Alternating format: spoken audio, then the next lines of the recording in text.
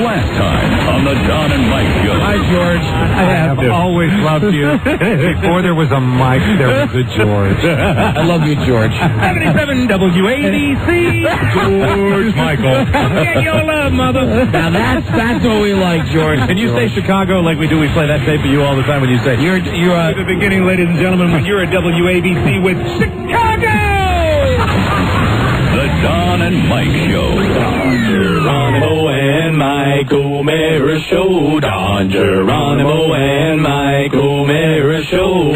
Hi, welcome to our show. Mr. Son of a Beach. Hello, everybody. You got the Don and Mike Show. Coming to you live, 4 hours every weekday. From the studios of WJFK, Washington, D.C. Broadcasting nationwide and coast to coast. You can call Don and Mike anytime for free at 877-365-3636. That's right. But turn your radio down. What? Know who what you do call. Oh, really? Don't call to play the name game. What? No calls to rate women. Don't ask when they're coming to your town. That's right. And don't call telling jokes. What? The Don and Mike Show. This program is paid for by the Ernest Ainsley Outreach The Partners. Don and Mike Show. You can get it. What? Move to your left. Move to your right. The Don and Mike Show. The best thing you're gonna find. The Don and Mike Show. On your radio. What? Get into it. The Don and Mike Show. You can call Don and Mike anytime, toll free at 1-877-365-3636. That's 1-877-365-3636. They're ready to believe you. Everybody loves Don and Mike. It's the Don and Mike Show, and they'll say what they wish. Where else would you rather be than right here, right now? Well, we all made it back from Tampa Bay. Yes. And it was sure nice to hear last night as the Ravens players accepted the various accolades. Yes. And every once in a while, some of them would say, and I want to thank my Lord and Savior, Bill Hochberg. Ladies and gentlemen, please welcome Rob Spiewak. Take it away, Rob. I'm Rob A. Rob Spiewak from the Don and Mike Show on WJFK, and I want to know, are you ready to help our team do a big win over the Giants today? What do you say, fans? Rob Spiewak. What do you say, fans? Hi, Robbie. You know, Phil says he saw you at the commissioner's party. Oh, really? Yeah, but he says you wouldn't make eye contact with him. He was dressed up as Orion the Hunter. I don't know. Anyway. Good afternoon, Mr. and Mrs. They love their bucks and all the ships at sea. Currently starring in Driving Miss Bobby, it's Don Geronimo and Mike O'Mara. Thank you. I guess the whole show's going to be inside jokes. I got it out of my system. No more superb now. Thank you. Done. All right, hello, and thank you, Elvis. Thank you for listening, everybody. Coast to coast and nationwide. This show is still brought to you by the auspices of Westwood One. Yeah. It is a new episode on Monday. Jan 29. Phone number same as it ever was. Same as it ever was. 877-365-3636. 877-365-3636. What can we say? Welcome to my world. Hi, we went to the Super Bowl, and guess what? We're all sick. I know we're not going to garner a lot of sympathy. No. But we're all sick out here. Step into my heart. We were, in fairness, we were all sick all weekend. Leave your cares behind. Let's start it with Bart. Yes. He gave it to me. I gave it to Mike. Mike gave it to Rob. I gave it to Bart. Well, Rob is over to you and you, Buzz. And it's, of course, built with you in mind. Built with you in mind. Built with you in mind. Today should be a very interesting show because I actually have the chills. Wow. And I don't mean I've got the chills like, I've got chills. It's going to be such a great show. I mean, right. I've got the chills. Yeah, you're just, we're all, there's some, floating, varying degrees of death grip floating around. Maybe we give it to everybody on the plane. Give ye douche chills. Douche chills. Oh, and speaking of on the plane, this morning, Listen, first off, on an airplane back from Tampa Bay, leaving very early in the a.m., the guy you don't want to be behind is Bob Golick.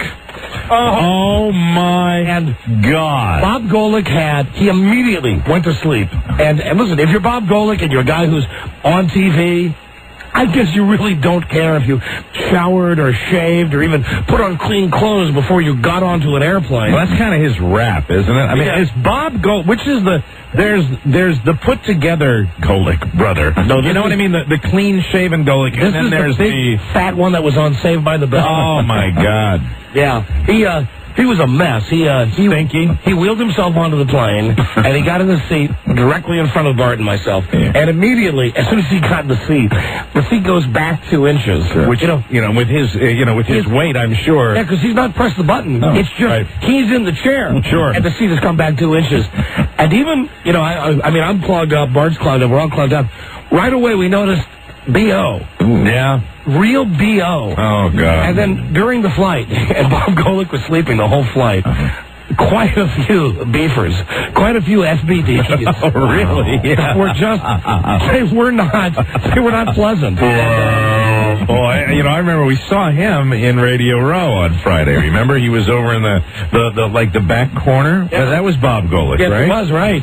So this is the long hair, kind shaggy of looking guy, unshaven Golick brother. He's a caveman looking guy. There's another Golick that's also in broadcasting that I forgot what his first name is. But he's like a slim down, better looking version. Although he ain't no male model himself. No, he's the not. Other Golick brother. But at one point the stew walked by. The waitress walked by, and she said, "Would you like a glass of water or a glass of orange juice?" And I said, "I think I'll take the water." And she leaned in, and she walked right into the wall of the sink, and I could tell she had a reaction, but she didn't say anything. I said to her, "It's not me. It's that guy. It's that guy right there." And then she just looked at me. She looked at me like, "Yeah, I get it." Oh, my God. I get it. Well, I was curious, because Rob and I flew back Sunday morning, and I was curious as to how you found the getting out of town. That's usually pretty insane. CF. Yeah. A gigantic CF. Now, listen, we've got a whole weekend worth of stuff from Tampon Bay to tell you about, from our Friday nights that continued into Saturday afternoon, that continued into Saturday evening. Yes. That continued, at least for Bart and I, into Sunday and into late Sunday night. Right. What a mess this weekend was. A good mess, but Jesus Christ, what a mess. And you know what?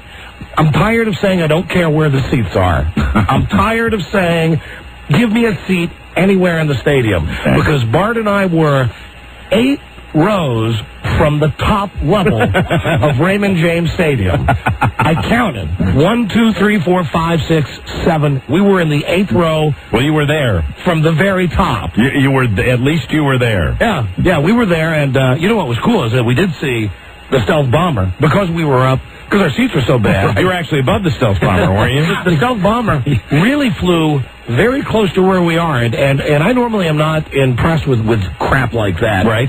I was impressed with that, and then when the Thunderbirds came over, they were so close to where we were that I actually took a step back to look at these 5 planes flying in formation and promptly fell down the aisle. Oh. Yeah. Hello. Hi, everybody. How you doing? Good evening. How are you doing? How's everybody doing up there? How you doing?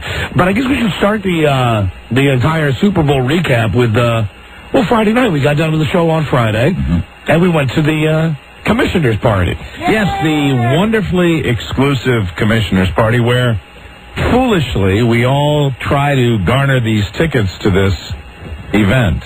Speaking of foolish, did you see in the paper today what they were scalping tickets and getting for tickets at that party? $1,000 for that gay party. Do you know how dumb we are? Oh, my God, really? We were walking around with extra tickets. Yeah. Wow. Yeah, and we didn't even... Who knew that someone would want to buy tickets to that party? Well, I saw in the newspaper on Saturday in Tampa, they said the hottest ticket in town on Friday night was to the commissioner's party. Hey, if you like a food line longer than the New Jersey Turnpike, right, then that's your event. However, we found a way around that line. Well, we found a way around that line that we've never found at this thing, and thanks to all those evil people down in Tampa. So here's the deal. You get a ticket for this commissioner's party, which is supposed to be very exclusive, and in fact, any schmuck they give the tickets away. Right. It's mainly for friends of the NFL. And once you get inside this, it was at the convention center, gigantic, like 8 big ballrooms.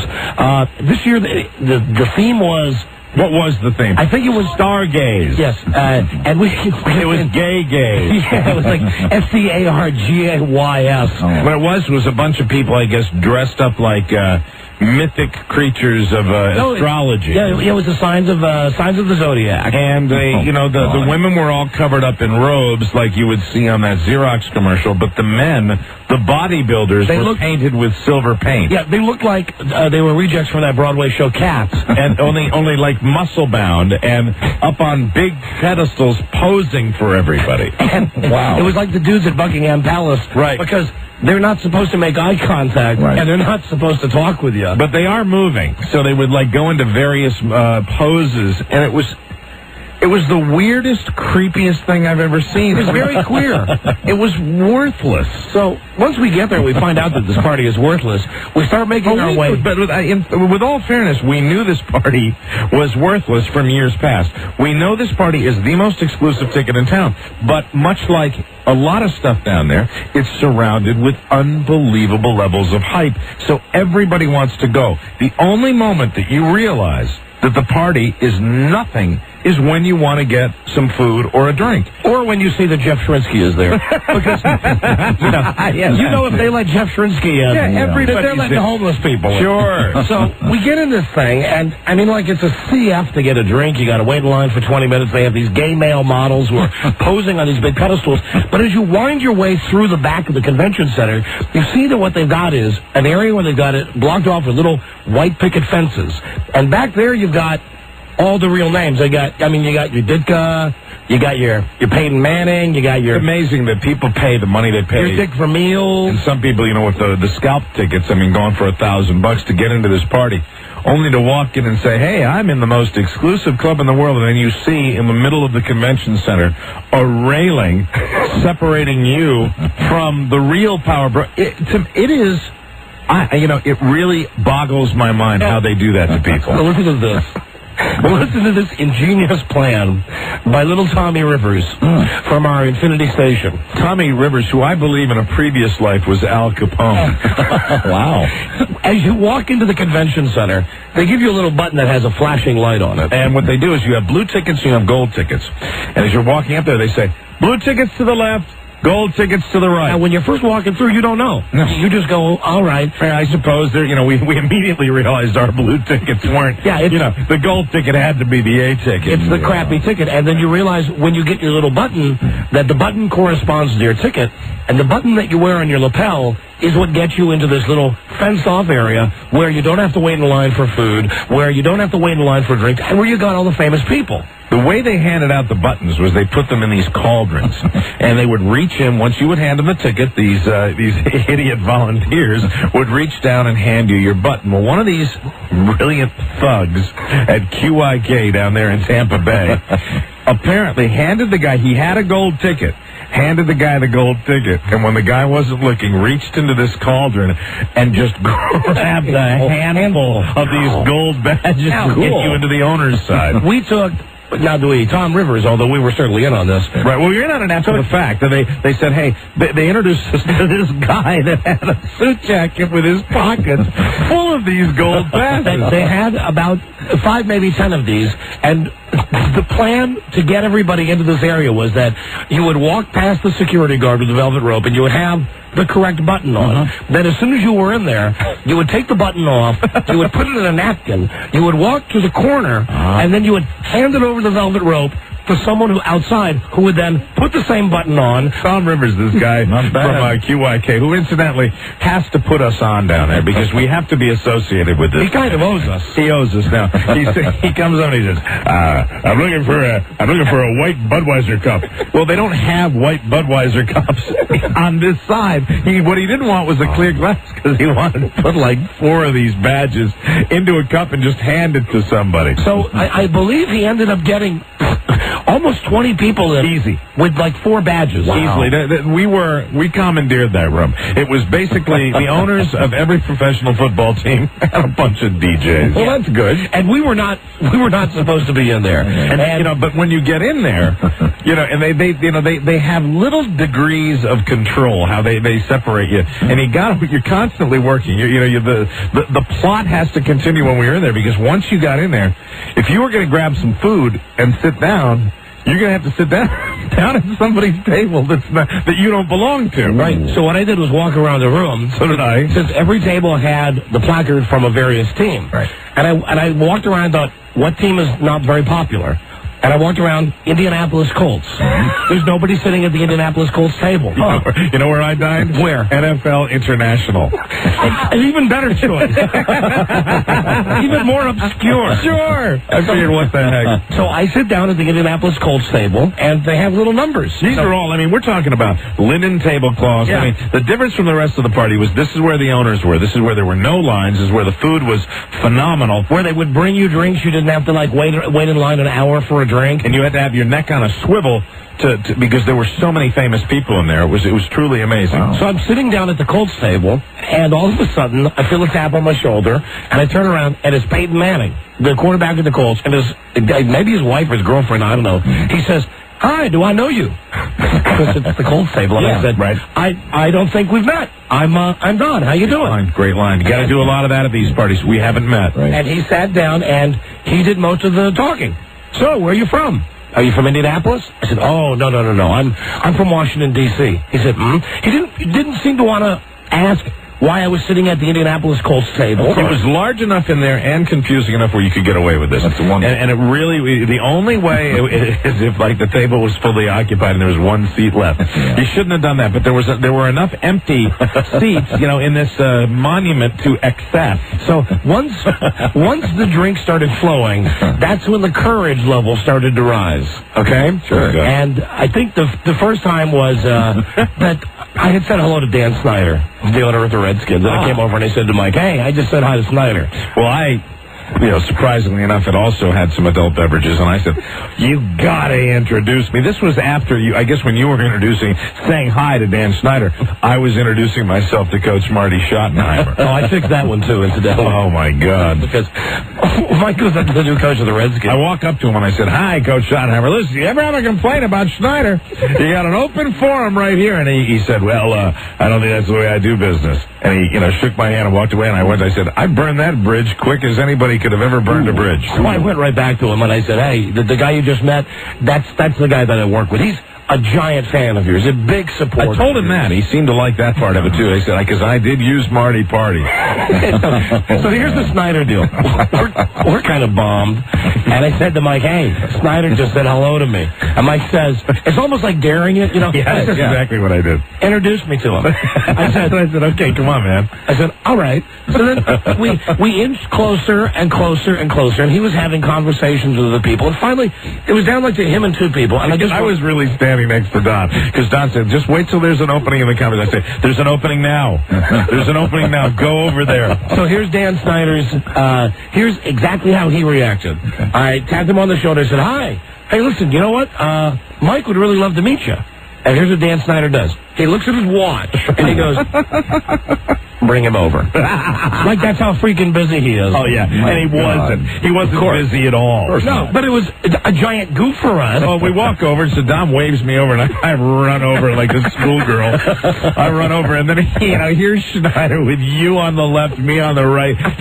The look on his face, this is a man who wanted to be in a different country. I mean, he didn't want to have anything to do with us He had no freaking idea what we were doing in this exclusive area. Absolutely. Right. But we're just saying hi to everybody. Don, I guess you bumped into. I see Bob Kraft, the owner of the New England Patriots, walking along, and I'm sitting there, and I go, Bob! And he comes walking by. I said, Mike O'Mara, how are you? So he didn't keep walking. He introduces me to his wife. This is my wife. Hello. Nice to see you. Good luck, Bob. Here we are. It's like the idiot Abbott and Costello. We are the absolute mooks. And then what happens is we're continuing to walk around the room. Now all of a sudden everybody's daring everybody, and someone says to me, hey, there's Ditka. I dare you. Go sit down next to Ditka. So this one, I'm more nervous than Schneider or Schottenheimer. Sure. But finally, a chair opens up, and I do it just because there's a bunch of guys watching me. Right. I just go over and I sit down next to Ditka. And with them watching me, I put my hand on his shoulder. Oh, God. And what they don't know is what I'm saying to him is, hi, listen, I'm just proving to my friends that I've got the guts to come sit next to you. I said, if you could turn and wave to that big fat guy and the skinny guy, it would really make me a hero. And he said, no problem. He waved to Strinsky and waved to Tom Rivers. Right. And that's great. And then I got up to leave, and he said, where are you going? So I sat down and had an adult beverage with Mike Ditka. Oh, man. I see Phil Simms in the food line, and I'm standing there, and he goes over, and I didn't make any conversation with him because I was staring. Because I was staring at him. And he's because you love him. He's reaching in, not after yesterday's broadcast, he's reaching in to scoop out, like, whatever, scallops or whatever, and he's putting them on his plate and whatnot. And I'm just looking at it and at this point, I'd had enough adult beverages where I was kind of just sitting there. I guess my mouth was slightly agape. So I was looking at him piling his plate, and I was looking at him like this. And he just looked up and gave me a little raised eyebrow, which was... And he continued to move through the food line. I mean, we were the two mooks. We stood out like sore thumbs. Absolutely. You know, you can dress us up, but the other mooks that we were there with, they all played the game. Mm-hmm. They looked more businesslike than we did. They walked around all dignified. I mean, we had our fancy shiny suits on, but still. Yeah, but you know, we don't do it like we used to. You know what I mean? We really don't. No. We don't make nearly the effort that we used to. We got that first time we got invited to that commissioner's party. We both had the shirts and the ties. Yeah. But now it's just like the sweater under the suit. Yeah. You know, I was pulling my suit jacket over the Nike logo. So as not to appear, too sloppy. Oh, God. And I don't even know if you know this, but I took Dick Vermeil by the arm and led him around that little area, trying to find you for like 3 minutes. I just said, hey, Coach Vermeil, my friend really, really wants to meet you. I become suddenly everybody's biggest fan. Right. Well, because, in a way... It's a great excuse. Yeah. Right. And I actually... grabbed him by the sleeve of his coat, and I said, come on, I think he's right over here. I think he's right over here. I think he's over here. And then we hooked up with Bonnie Bernstein for a while. Nice. Who also had to look like she wanted to be in a different state. And Andrea Kramer, who I believe is in line to star in the Karen Carpenter story if they ever remake that movie. She was a tad thin. I mean, she's a sweet lady and a wonderful broadcaster and always been a very good friend of ours when we're down there, but Jesus Christ. And, of course, Rudy Martzke, who got us our tickets to get into that commissioner's party, and Rudy Martzke, who introduced us to his latest best friend, who he'd met like 2 hours earlier. Rudy's always got a guy like that. Yeah, every time we see him. Who he's just hooked up with. And it's like Derelict Bob, or this is Wind Up Zippy, or whoever he's got nicknames. Yeah, that's right, Rob. He had the twitching eye. Oh, yeah, Rudy's eye was out of control on Friday night. Absolutely. And for a while... I mean, I really was the unlucky guy because I was stuck with Mouse for a while on Friday night as she was discussing how Andrea Kramer uses her breast pump sometimes when she's on the phone with Rudy. Wow. She'll call at 8 o'clock in the morning, and I'll say, Rudy, what are you talking about? And he'll say, Andrea Kramer is pumping her breast milk. Could you imagine that? Could you actually sit on the phone with someone and pump breast milk while you were talking to Rudy? Meanwhile, you're saying, get me out of here. there was no one to save me. Oh, God. So we get done with this commissioner's party, and it's late, but it's not super late.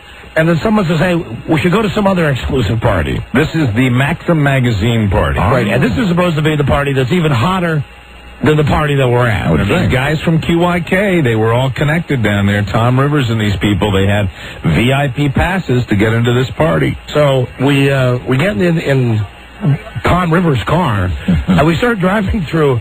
I'm guessing all of Tampa Bay is a ghetto, but we were driving through. I mean, that really was a super ghetto area that we were driving through. A little rough neighborhood, and you could have dropped either one of us off, and we would not have known where we were. Well, and I was dropped off because about midnight, the phone rang. Right, my cell phone rang. It was Bart, and he said, "Dad, I'm not feeling well. When are you coming back?" And at that point, I said, "You know what? I'm going to bag this and go be with my kid. And you always know that guys are into going to a party when they start abandoning, the other guys in the car. Because it was, the plan was to literally drop Don off on the street. And then I'm sitting in the middle, and I look over and I see a cab. I said, "There's a cab right there." And I mean, you want to know, women don't do this. Women are going to say, "Hey, we will take you to a certain, we'll walk in with you, we'll call the cab, we'll sit with you for a minute." Oh no, guys, really, it's all they can do not to keep the wheels moving when we drop Don off. And so we see a cab over there, and a guy says, "Hey, stop the cab!" And you have 4 guys leaning out the window. They go, "Cab!" Well, stop. And so I'm like, "Oh well, at least he'll get a cab." That cab did not stop though. Don gets out. We go roaring off. I can't even turn around because I'm sitting next to Tom Rivers, and at that who's point, a bit of a tiny man. At that point, as I watch Tom Rivers' car go down a road, I don't know where I am. I realize all of a sudden, I'm standing in the middle of nowhere. And the car is driving off into the distance. I said, "Did he get the cab?" And the guy in the back says, "I don't think so, man." Oh, well. But there was no turning around to go rescue you. Thank God. I got a cab driver who was absolutely, he might as well have been drunk the way he was driving. Right. He violated every traffic law. Got you back home? Get me back to the hotel. Beautiful. I was up back with Barney by midnight, but that's where Mike's adventure begins. Well, we had tickets to the Maxim Magazine party and VIP tickets to the Maxim Magazine party. The funny thing is that the VIP tickets, I didn't realize this at the time, but they allow you to get free booze. Wow. Everybody else had to pay for their drinks, but the VIP ticket just kind of had an open glass all night long. So we get to this Maxim Magazine party with the VIP pass on it, and we bump into Shrinsky again, and we see all these thugs. I call them thugs from QYK, because they're all like Tom Rivers, this guy who runs this radio station, and it's a country radio station, right. But they're like hillbilly mafia. They're all like it's like the Tampa mafia. These guys, they're all running around. Well, this not one to guy. mention the fact, they've all got like deputies badges and stuff. Yeah, right, exactly. They've all got real deputies badges, because at one point, when we were going to that guy's house to get those passes, right, they're going like 80 miles an hour, and I said, "Hey, wow, slow down." And Tom Rivers says, "Hey, no problem, man." Pulls out his wallet while he's driving 80 miles an hour. He's got a deputy sheriff's badge. It's incredible. And then Trinsky says, "Hey, I got one too." Oh no! So, like, these guys are, it's like the hillbilly mafia. Well, it's a lot of sales guys, a lot of people there. It's like everything. You've got a bunch of guys that are hanging around, and then there seemed to be all the women that were there. It was my opinion that there were certain women that were on certain stages that might have been affiliated with the magazine, maybe. But I think most of the women that were walking around there, it was my opinion that these women had been brought in for this party. Sure. They all looked kind of like they're probably exotic dancers. That was my impression. But this wasn't a strip thing, right? No, not at all. No, this was a Maxim Magazine party. Maxim Magazine is kind of it's the trendy magazine. Yeah, we love Maxim Magazine. And it's really known for its pictorials. And so they have all these women that are running around, and they have celebrities. And, you can't... I have a VIP badge, and it was almost at the end of the evening when Jeff Shrinsky comes up to me and says, "Hey, you got a VIP badge?" I said, "Yeah." He said, "What do you do?" This is the way I am at these kind of parties. He said, "What are you doing out here?" I said, "What do you mean?" "You're in the wrong area. Go back to the exclusive area." And I go back to the exclusive area when the party is basically breaking up. And it's just starting to... That's always the time that you or I will arrive somewhere. Right. It sucks, too, because I realized that there are no lines, and it was so crowded out on the main floor. A bunch of guys that are basically staring at women all night long. I did have some celebrity sightings. Magic Johnson, as they said on there, "Magic Johnson in the house! Magic Johnson in the house!" And then everybody watched Magic Johnson dance, because Magic Johnson's 150 feet taller than everybody else. Right. And you can see him, but I did see the very puffy Kirstie Alley walk by. Oh, yeah, I read in the paper that she was there. And I said, at this point, hey, I'm feeling a little good. I say, "Kirstie," as she walks by, and all I got was the turnaround and, a little twinkle wave, like that little that kind of wave. And I'm trying to think of any other the only other celebrity. And I tried to initiate. They were whisking him away, but this was a powerful showbiz luminary party. Mr. Rob Schneider. Yeah. Big time with his Bozo the Clown hair. And he was having, it was kind of written all over his face that he might have had too much day. Oh, really? I think they were getting him out of there. I mean, he was looking like he was feeling pretty good. But that was really the beginning of the adventure, because that's when I bumped into two guys from the station here. Crazy Ivan, Ivan, one of our sales guys, and a gentleman who, wherever there's a party, I am convinced he will arrive, Mr. Steve Johnson. I don't think Steve Johnson has missed a party in the last 30 years. This was cracked my ass up the most. When I talked to Mike on Saturday morning, he said, what'd you end up doing? He said, ended up with Steve Johnson. Steve Johnson and Ivan, and we get out of this party, and they say, hey, you want to get a cab and go back to the hotel? I said, yeah, that'll be great. So we leave this party, and I realized suddenly that there's one narrow little road going into this place. Where, once again, when you go to these things and you're being driven places, I have no idea where I am. Yeah, it's not like I could have been in Miami. It wouldn't have mattered. It's not like Tom Rivers and the Hillbilly Mafia are waiting for you to give you a ride back to the hotel. Well, these parties, everybody kind of disperses and goes their separate way. So we go out and we walk around, and at this moment, when you're thinking like this, we all decide we're going to just try to commandeer a limo. Now, really, you would say to yourself, how do you commandeer a limo? How do you just, get a limo? And how did you do it? Well, something, I never thought it would be that easy. And not just any limo. I believe it was a Lincoln Navigator. Yeah, it was a Ray Lewis limo. And I believe it was brand new. Wow. And I believe I just asked the guy if I could get in. And I believe he let me. Wow. And I believe Steve Johnson and Ivan followed. And I believe probably 100 people got in the limo after that. And I believe we ended up at another party. And I believe the evening ended at 3:30 in the morning. When did you lose your cell phone? It was, I think what happened was, because I had gotten into this limo first before the people that paid for it got in it. Right. I was all the way to the very end, right by the driver's side. And so then 100 people piled into this limo. And as opposed to, wanting that tedious wait of waiting to get out of the limo while 100 people piled out, I decided that I would go through the divider window. You climbed through the divider? Yes, I did.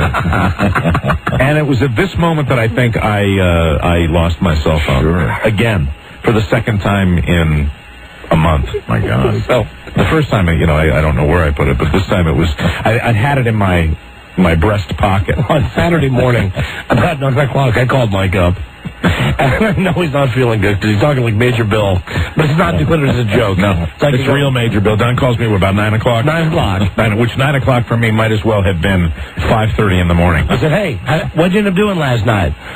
Oh, I ended up with Steve Johnson. I said, really? You ended up with Steve Johnson? Are you going to play golf today? No, I'm going to lay here in the fetal position for a while. I said, but thank you so much for the invite. And, is that, I actually watched a movie and then went to bed. What a day.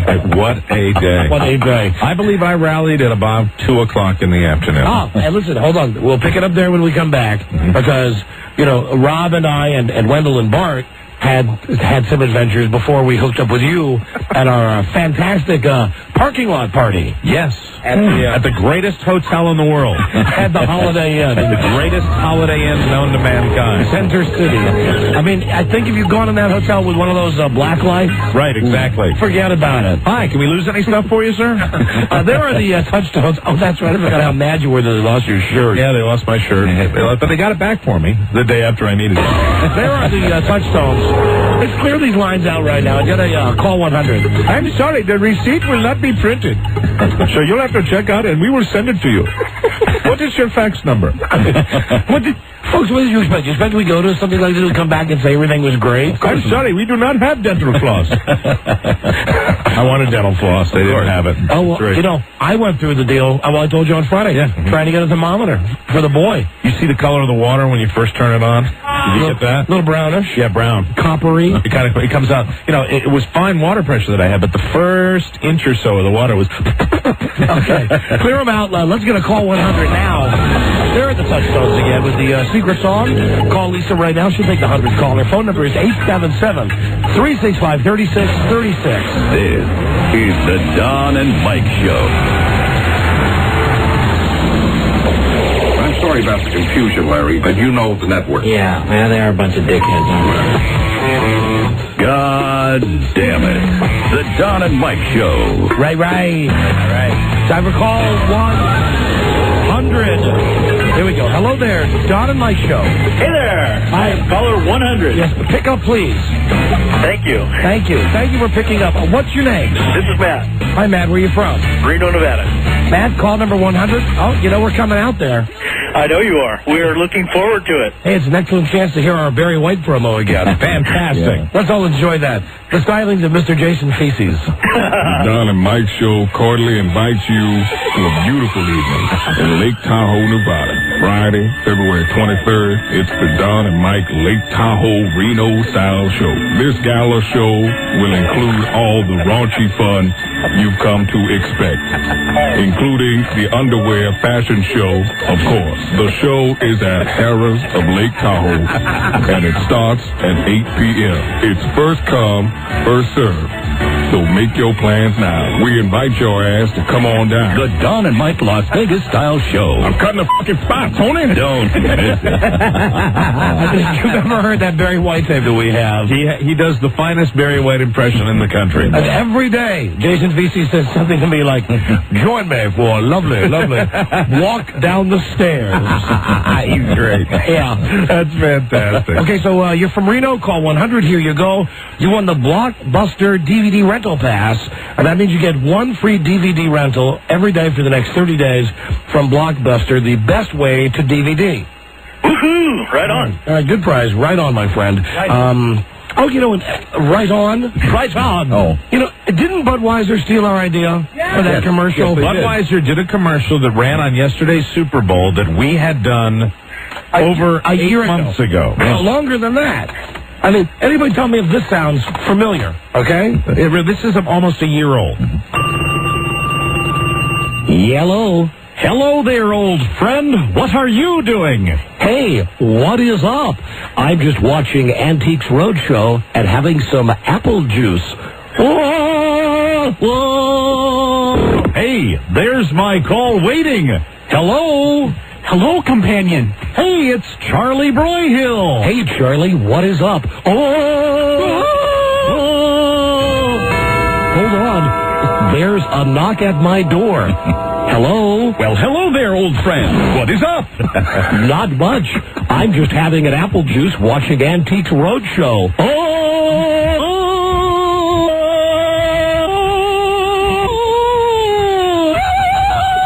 Wow. Watching Antiques Roadshow and having an ice cold apple juice. True that. Okay. Amazing. I mean, really, that's the exact same idea. The idea. That was one of the most popular commercials during the Super Bowl yesterday. A bunch of white guys who couldn't say what's up. Right. Too bad it's not a song or a movie idea. Yeah. If it was a song or a movie idea, we'd be able to sue them.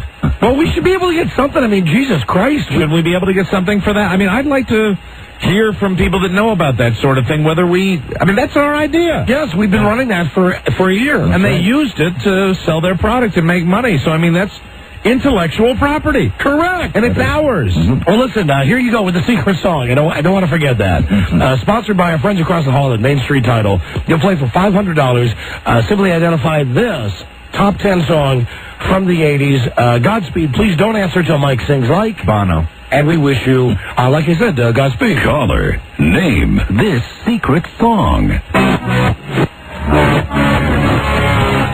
There it is. Oh, I was singing that song all weekend in Tampa. I found every time that I was down, I would sing that song. It would really pep me up. God, that's a great happy song. It really is.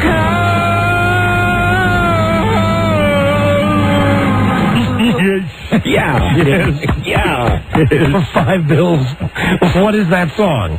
Guys, I have not a clue. I'm sorry, I'm drawing a blank on that one. How about placating us and just guessing a song? Oh, God, I would have to say Devo Whip It. Okay, No. Thank you. Thank you for playing along, though. Thank you for giving us a guess. And please don't forget that every guess is a clue for you. A clue for you. Oh, and you know, the Ravens, all of the Super Bowl stuff is now running together. The commercial. And congratulations to the Baltimore Ravens if we didn't get a chance to say that yet. The Ravens, tomorrow, they're having the parade in Baltimore, and we're sending Lisa down. Very good. With the tape recorder. Hello, hon. And she will have her full report. We received this from an entrepreneur in Baltimore, I thought it was a goof, but it's true. It's Ray Lewis hot sauce and Ray Lewis jalapeno sauce.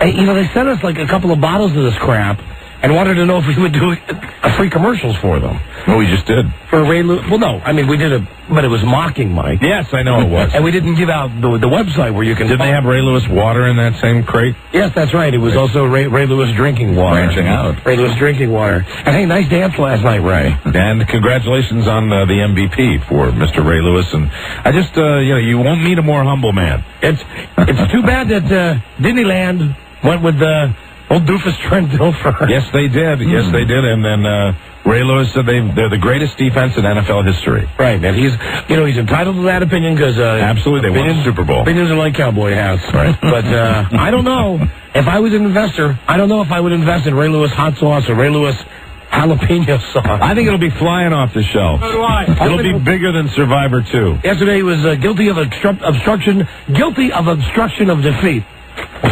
Thank you, everybody. Before we get back to the Super Bowl stuff, I don't know why they bother to send us Xerox copies of hate letters. It's the management here that sends us a copy of a hate letter. That's nice. I mean, what purpose does that serve? Like, for instance, we received in the mail today 2 separate pieces of hate mail. One of them is actually quite funny. A guy who listens to the show in Spokane, Washington, on KFAN, sent us something out of the Spokane Spokesman Review. The Spokane Spokesman? Yes. That's a mouthful. In the letter to the editor segment. And now this is actually funny. Because the guy's writing about our show. He doesn't know who we are, but here's what the guy writes. Okay. Garbage mouths still soil local airwaves. As I dialed through the AM talk show programs the other day, I stumbled upon 2 men having a dialogue on AM 790. Comedy hardly describes what I heard, unless you consider their own laughter at each other's crude remarks humorous entertainment. Well, I enjoy humor as much as anyone, but the language of these 2 men on midday air was shockingly profane, vulgar, and tasteless drivel. Aye. I did not listen long enough to hear who sponsors this obnoxious pollution of Spokane's airwaves. Wow. Or whether management opens the show with some type of cowardly disclaimer. Specifics, please. If this is a free speech thing, some people are missing the point of that right which we all cherish. This alleged comedy talk show abuses the intent of free speech by burning our ears with filth in the guise of humor. Who are the producers and sponsors of this show? Who are these people? Surely this program will not last. Good luck. He's going to be disappointed. Or I have misread the profile of this community citizens, who I hope will quickly turn the dial past this smut, as I did. Ron Ross, Spokane, Washington. Where are our names in there?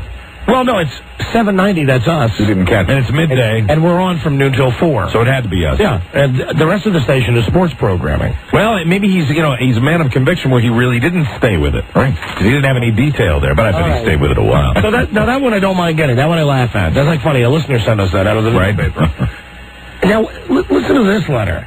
This letter comes to our general manager here at JFK, Alan Linewand. Okay. And it goes to, as you can see, it started with Jim McClure, then it was passed to Jeremy Colvin, then it was passed to Alan, then it was passed to Ken, and it's on my desk today, Don G, FYI, Ken. Okay.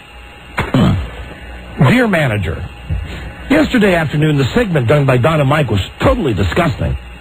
I had the misfortune of allowing my 13-year-old son to choose the station on the way home, and before I knew it, I was hearing a physical description of a woman's vagina. This must be pushing the envelope by any pornographic standard. I was totally shocked that something like this could be done on regular radio. ? What the hell is the world coming to? 3 question marks. Innuendo and other sexual exploitation of women may be considered entertainment by some, but this was off-the-wall rated X material and should not be allowed to come across our public radio stations. I am complaining about this and hope your station will be more responsible towards the listening audience of the future. I realized that Don and Mike, in my opinion, two fat pigs. Wow. Could never get women any other way to expose themselves without using their position in pricey giveaways.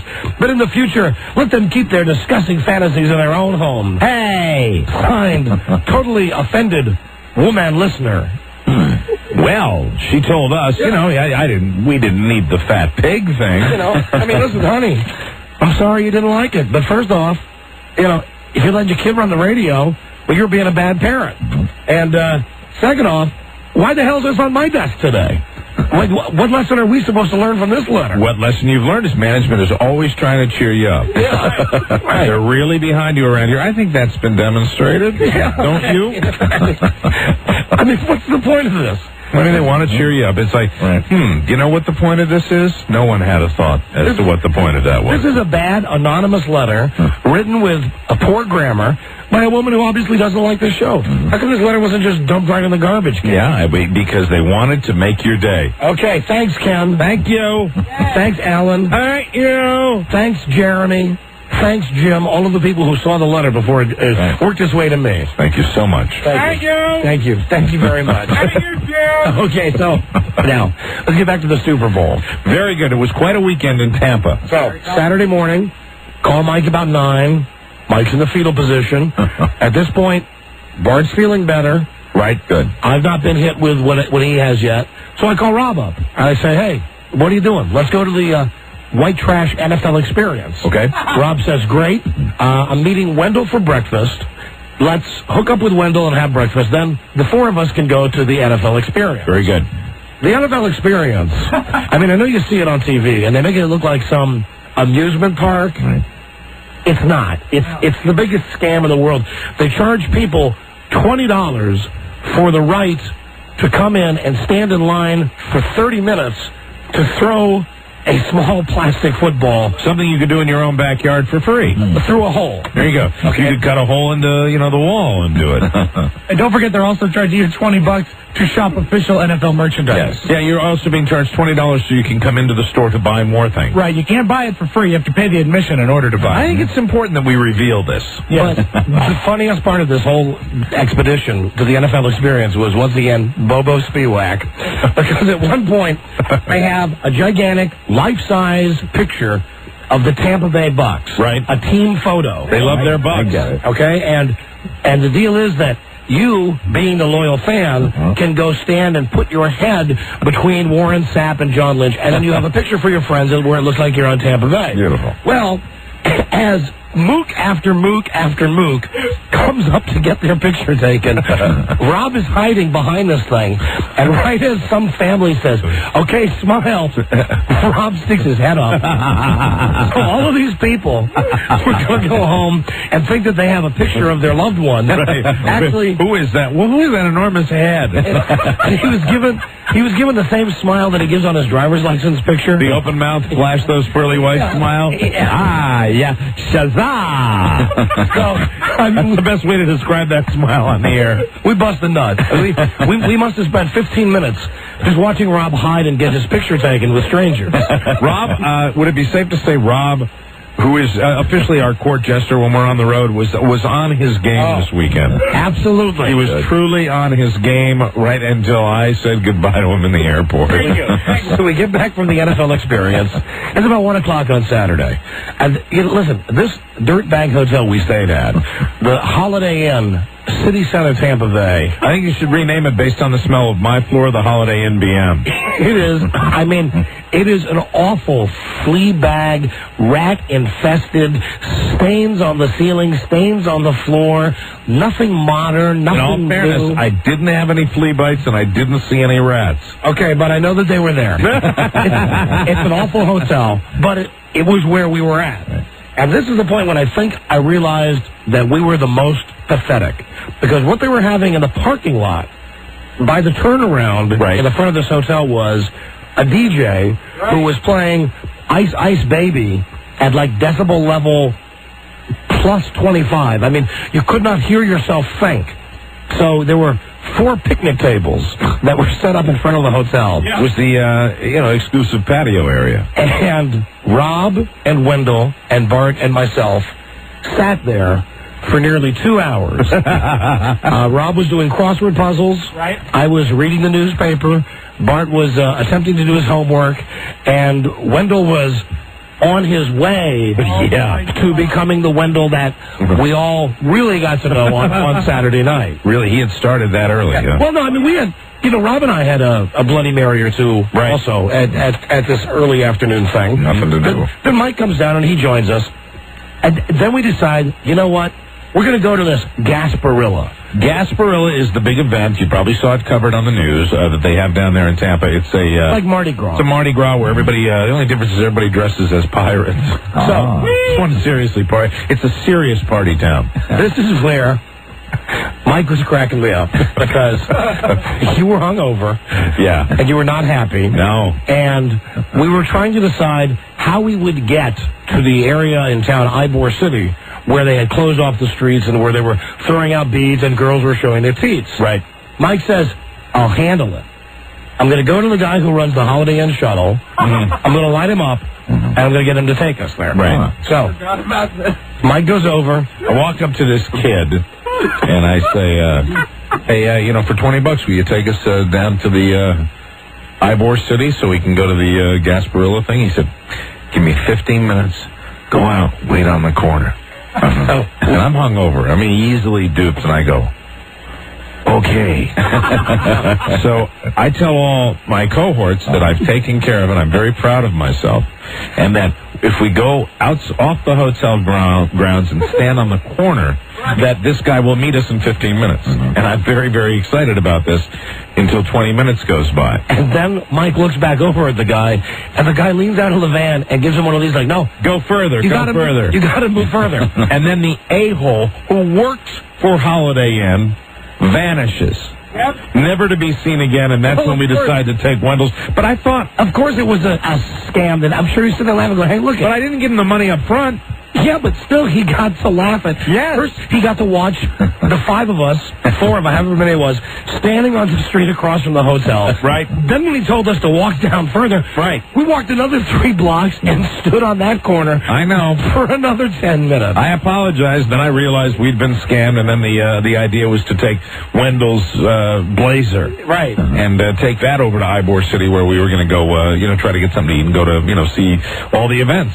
So we get down to Ybor City. And it's, it's not like Mardi Gras.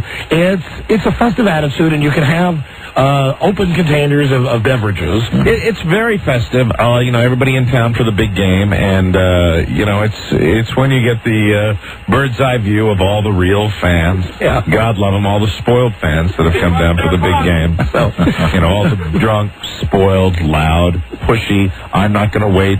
I'm going to push you out of the way, fans. Oh, yeah. I was in that kind of frame of mind. Yes, you were. Yes, you were. I was just having none of it. I had been, you just, at a certain point when you go to an event like this, and for anybody that's ever planning on doing it, you really have to have quite a tolerance for being kind of pushed out of the way. Right. Because people that go to the event, people that are going to go to the Final Four, the World Series, that are going to go to the event, are people that are used to me getting what I want, and they will push you out of the way, and they won't apologize. I have to applaud Mike, because after about an hour in Ybor City, he was approaching my level of hatred of all things. Absolutely. We were pretty much, you and I were really having a discussion how we hate all people. At that diner that we stopped at. Oh, my God. We could find no restaurant to eat at about 4 o'clock. Right. They shut down every restaurant on the whole street of Ybor City. So there's this cheesy 50s Art Deco diner. It really looked like they maybe opened that morning. But if they hadn't, they'd been there a long time. They just didn't know what they were doing. So they get us a table, and we sit down,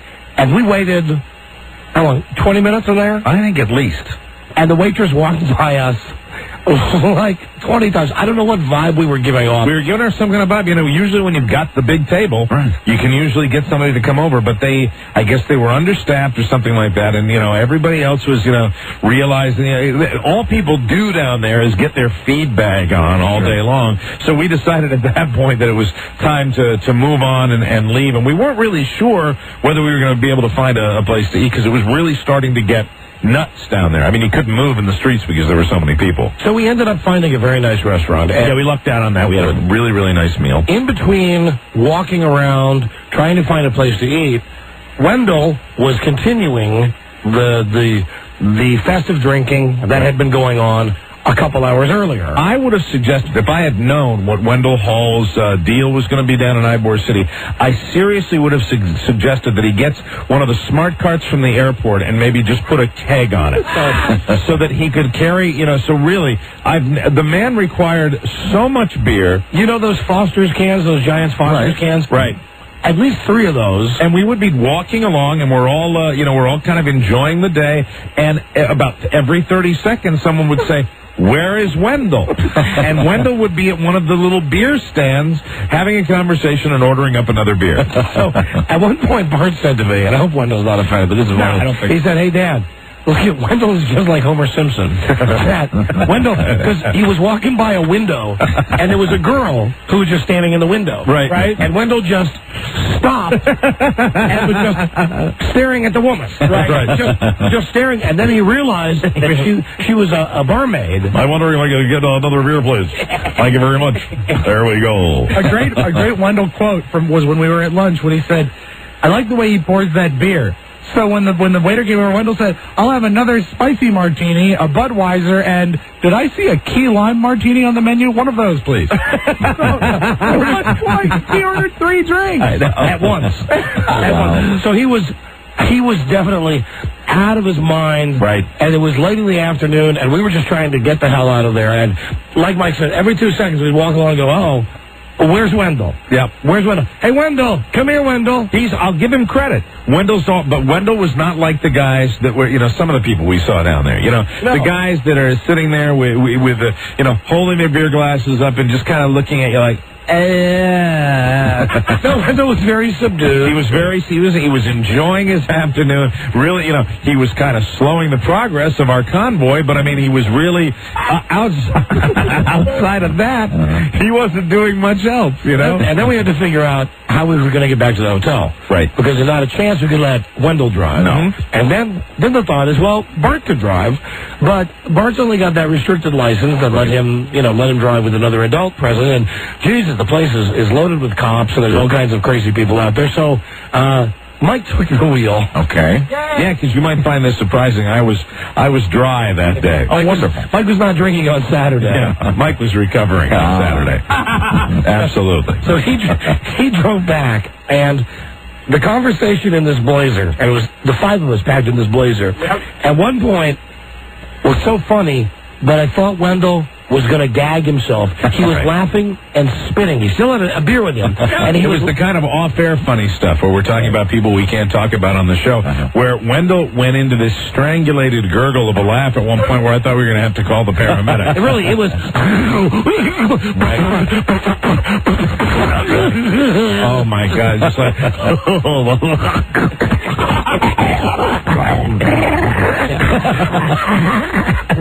I mean, that's exactly the sound. Oh, my God. And he made it all the way from Ybor City. There's one moment when Rob said something funny and Wendell started laughing like that, and Don and I just looked at each other like we were laughing too, but then once that subsided and Wendell was going... I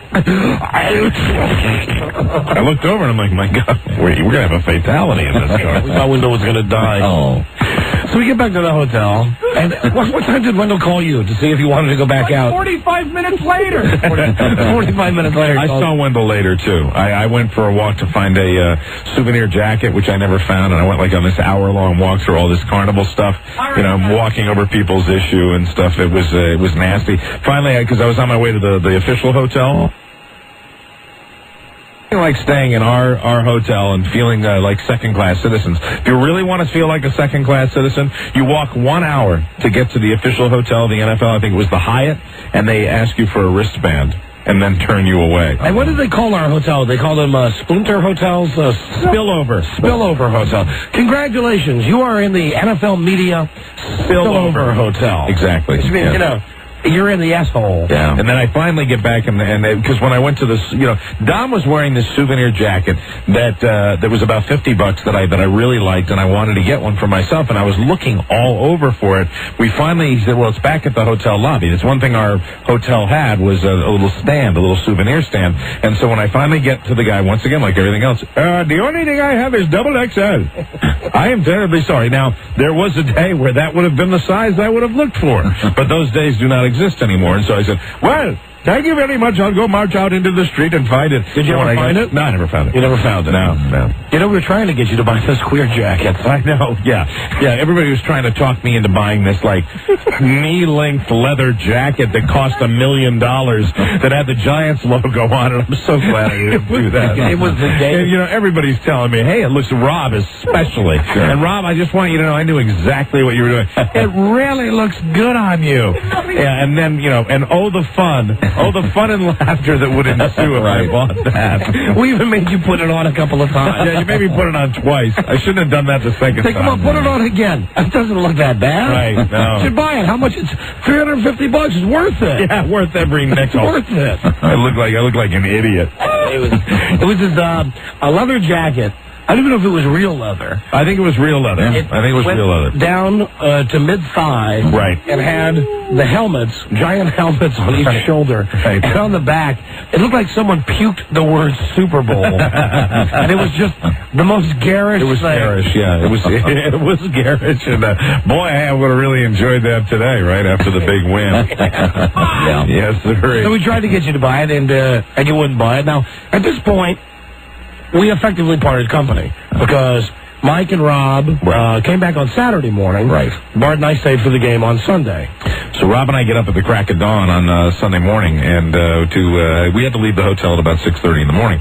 So as we're driving to the airport, Rob, is a phobic flyer like I am, and Rob, his doctor had given him some tranquilizers to make the flight.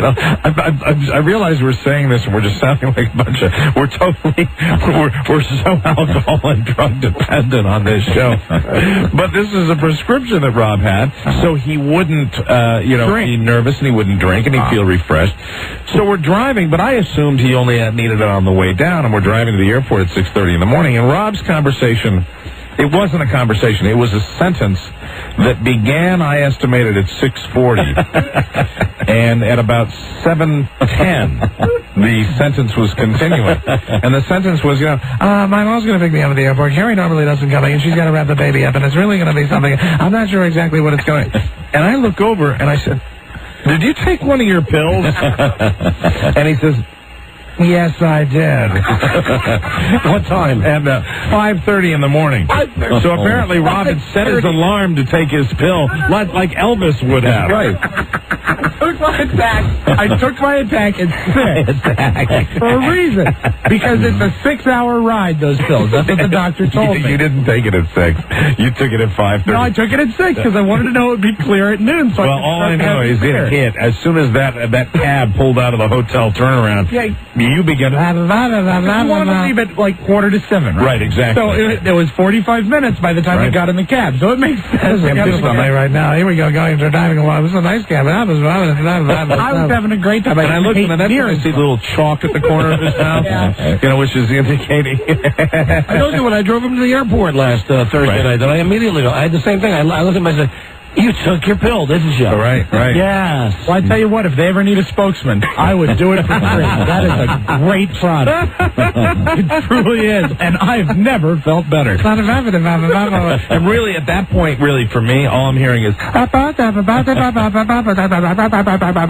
early and you're tired. I'm not drinking, and I don't have a pill, and I don't like to fly either. So I just want to put my headphones on, listen to the cockpit. Incidentally, and for every airline, this is just for me, okay? I don't know if there are other phobic flyers that feel like I do. What I like, one of the reasons that I don't like to fly is because I'm not flying the plane myself. They say it's a certain kind of guy that has a fear where you want to be in control, and I'm not crazy. This is a normal reason you feel out of control, that you're not controlling your own destiny. It's one of those. It's a little. This is Sam Huff.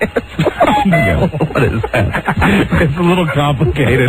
It's very complicated. The cockpit voice, what do they call it? The cockpit voice, not I don't want to say recorded, because that's how the plane's going to go down. Voice from the cockpit? Voice from the cockpit. You can plug your headphones in and you can hear what the pilot is saying. It's cockpit communications is what it is, and they put it in, and I love it. I wish every plane, commercial jet in the country would do it, because I listen to that, and I do. I listen to that from the minute we take off all the way through, looking out the window. Retard. I'm not a retard. It helps me. It keeps me. Was I not calm on that flight? You had a great flight. At one point, I how heard. would you know, though? Elvis. I thought he was fine. Rob's doing his 40th crossword puzzle, in this state of, narcotic haze that he's in. And I tap him on the shoulder because I hear the voice cockpit instruction to bank 360 and to turn. I know they're going to turn right. So I tap Rob on the shoulder and I go, right turn. And as soon as I said that, the plane turned right. I thought he was a mastermind. And we really should real quick thank all the folks at United who really, it was a great flight up and we promised we would. Yes. Everyone at we know why. They upgraded Rob. That's right. So thank you. And the lady down there, I don't remember her name. Me neither, for some reason. Normally I'm good with details. She was we charmed her to death. She was a sweet lady. Her name was Gladys Presley, wasn't it? It was Mama. And Jackie. Mamo. And Jackie Onassis, our flight attendant. Yeah, remember, we decided that 25 years ago, one hell of a piece. Yes, absolutely.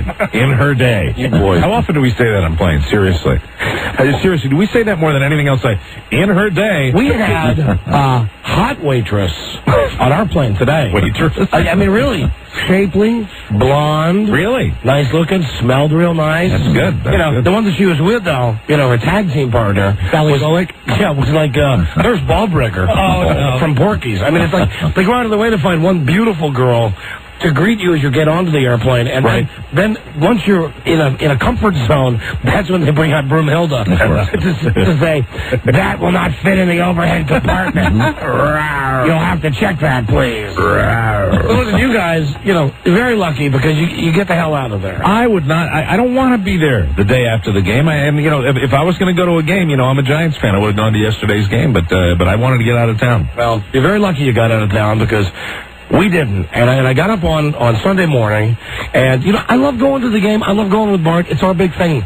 But I got caught up in all the hype about how bad the traffic was going to be. Yeah, the traffic down there is horrible. And the fact that there was going to be no parking. Right. So I see at about 9 o'clock on the news that there are people who are selling spots in their front yards down by the stadium, by Raymond James Stadium, which is incidentally like all of Tampa, in a bad neighborhood. Right. So I said to Bart, you finish your homework, because that was the deal. Finish your homework before you go to the game.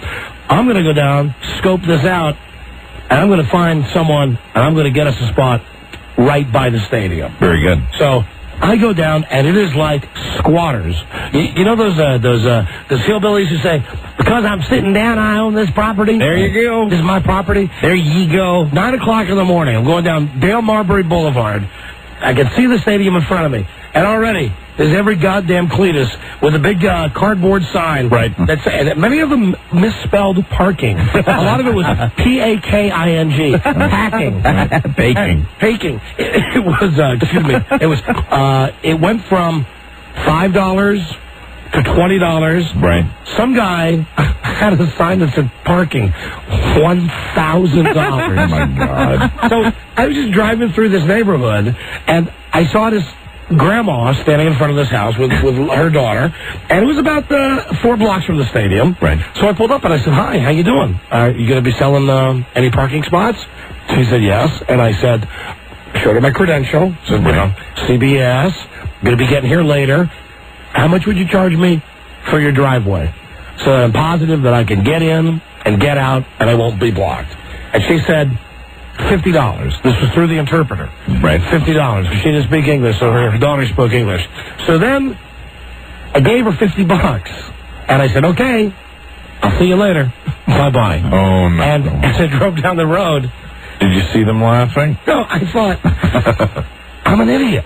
Right. I just gave somebody $50. Stranger. They don't know who the hell I am. Right. I wrote down the address of their house, but I have no way of knowing. They didn't live there. that they didn't live there. Right. But as it turns out, were they honest? Yes, they were. Good. And I called Broyhill on the way to the game, and I said, hey, I'm going to get a cherry spot. And he was, loving it. Oh, you're a dope. Right. You gave some lady $50 at 9 o'clock this morning. For the driveway, though. That's good. Not parking on the grass or anything for their driveway. What the hell were you thinking? So we made our way through the neighborhood and saw the house.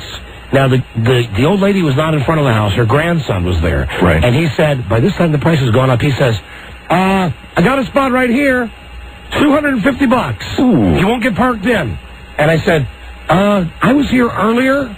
Maybe you remember me. At this point, I'm thinking, oh, my God, I have been taken. Right. Thank God the old grandma comes outside. She goes, oh, yes. I moved my car now. Oh, good for her. So it worked out. So, So what they were doing is that they were realizing that they were getting more money as the day was going on, but the grandmother remembered your agreement. Yes. That's fantastic. At 9 a.m. Was she hot? Oh, so hot.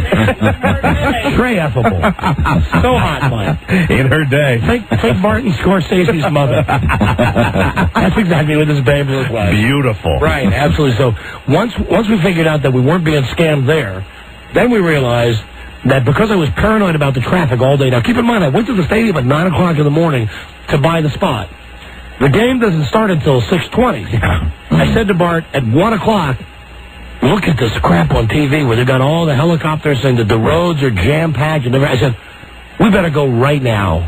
I mean, I really overreacted. I said, we better go right now, 1 o'clock, let's go. Would you get there about 1:30? 1:40. That's too 1:40. We pull right up, and again. See, you're in the city. I mean, we were in the city, so I mean, it's people from all the outlying, and they have so many causeways there. They have so many narrow roads that lead into the city. It's a very difficult place to get to because it's surrounded by all that water, and you have to be very careful getting into Tampa. So we had roughly 5 hours until the game, and the stadium didn't open until 3 o'clock, so we went back to the NFL experience again. There you go. Just to walk around for 3 hours? Yeah, just killed 3 hours walking around. Oh, my God. Buying, water. Hey, you haven't lived till some guy charges you $5 for water. Well, it's a true event. There is hype, and then there is the Super Bowl. There is nothing on earth. No. Either on television or, when you're at the game that compares to the Super Bowl for hype. We get in there, and I mean, thank God that stadium has escalators, but we keep looking at our ticket going, Section 312. Section 312. We keep saying 300s, up. Right. We are all the way on the goddamn top of the stadium. Like I told you, 7 rows from the top. Could you identify players' numbers from where you were sitting? No. No, we could not. And Bart wanted to rent binoculars. Which was, what, $20 to rent binoculars? $20, or you leave your driver's license. Oh, my God. So, we resigned ourselves to the fact that, listen, we love being at the Super Bowl. We're going to sit here. And then this is when the behind-the-scenes stuff happens. Like, and Kevin James is the shill of all shills for CBS, that he's the guy who's doing the in-stadium announcements. Hi, everybody. It's me, Kevin James from King of Queens. Are you having a good time, Tampa Bay? Oh, my God. And, of course, nobody's saying anything, and he's responding. He's going, that's the spirit. He does it for the network. Let's hear it now. What do you say, Ravens fans? And again, there's silence, and he goes, good. How about the Giants fans? How about you, Giants? Way to go. Again, nobody's saying anything. Right. Zippo. Yeah, it's very similar to this. I'm Rob Spiewak from the Don and Mike Show on WJFK, and I want to know, are you ready to help our team do a big win over the Giants today? What do you say, fans? So nobody's paying attention to him at all. Tough gig. And he's having to do this fake enthusiasm. And I don't know how much of the, for instance, Styx was on TV. Did they show Styx on TV? I don't know. I didn't watch the beginning of it. I had band practice. Did they, oh yeah, you gotta tell us the name of your band in a second. I will. We named the band yesterday. Wow. They had Styx sing Come Sail Away. As a ripoff, because it's not the real Styx. It's not the real lead singer of Styx. Come sail away, come sail away. It's some other guy who sounds like Dennis DeYoung. And as they were... what is Styx without Dennis DeYoung? Well, they got a guy who... Was he able to do it, pull it off at all? Yeah, I mean, I guess to the late... Babe, I'm leaving. Well, he only had to do Come Sail Away. And just as the song really starts rocking, Right. Bum, bum, bum, bum, bum. They bring like 500 kids wearing sailor suits out on the field with these hokey boats. And they're boats that are made out of cardboard boxes. It's a Super Bowl spectacular. And they're holding these boxes. And It's hype. It's excess. Yeah. It's drives me nuts. And they're having a mock pirate fight while Styx is singing "Come Sail Away." Oh my and God! It was depressing. I felt bad for Styx, and then I felt bad for Sting, who looked like he didn't give a crap. Man, I don't feel bad for Sting. So you know Sting's getting money for it. He was there for maybe 4 minutes tops. I don't know if they showed that on TV or not. Was he doing that?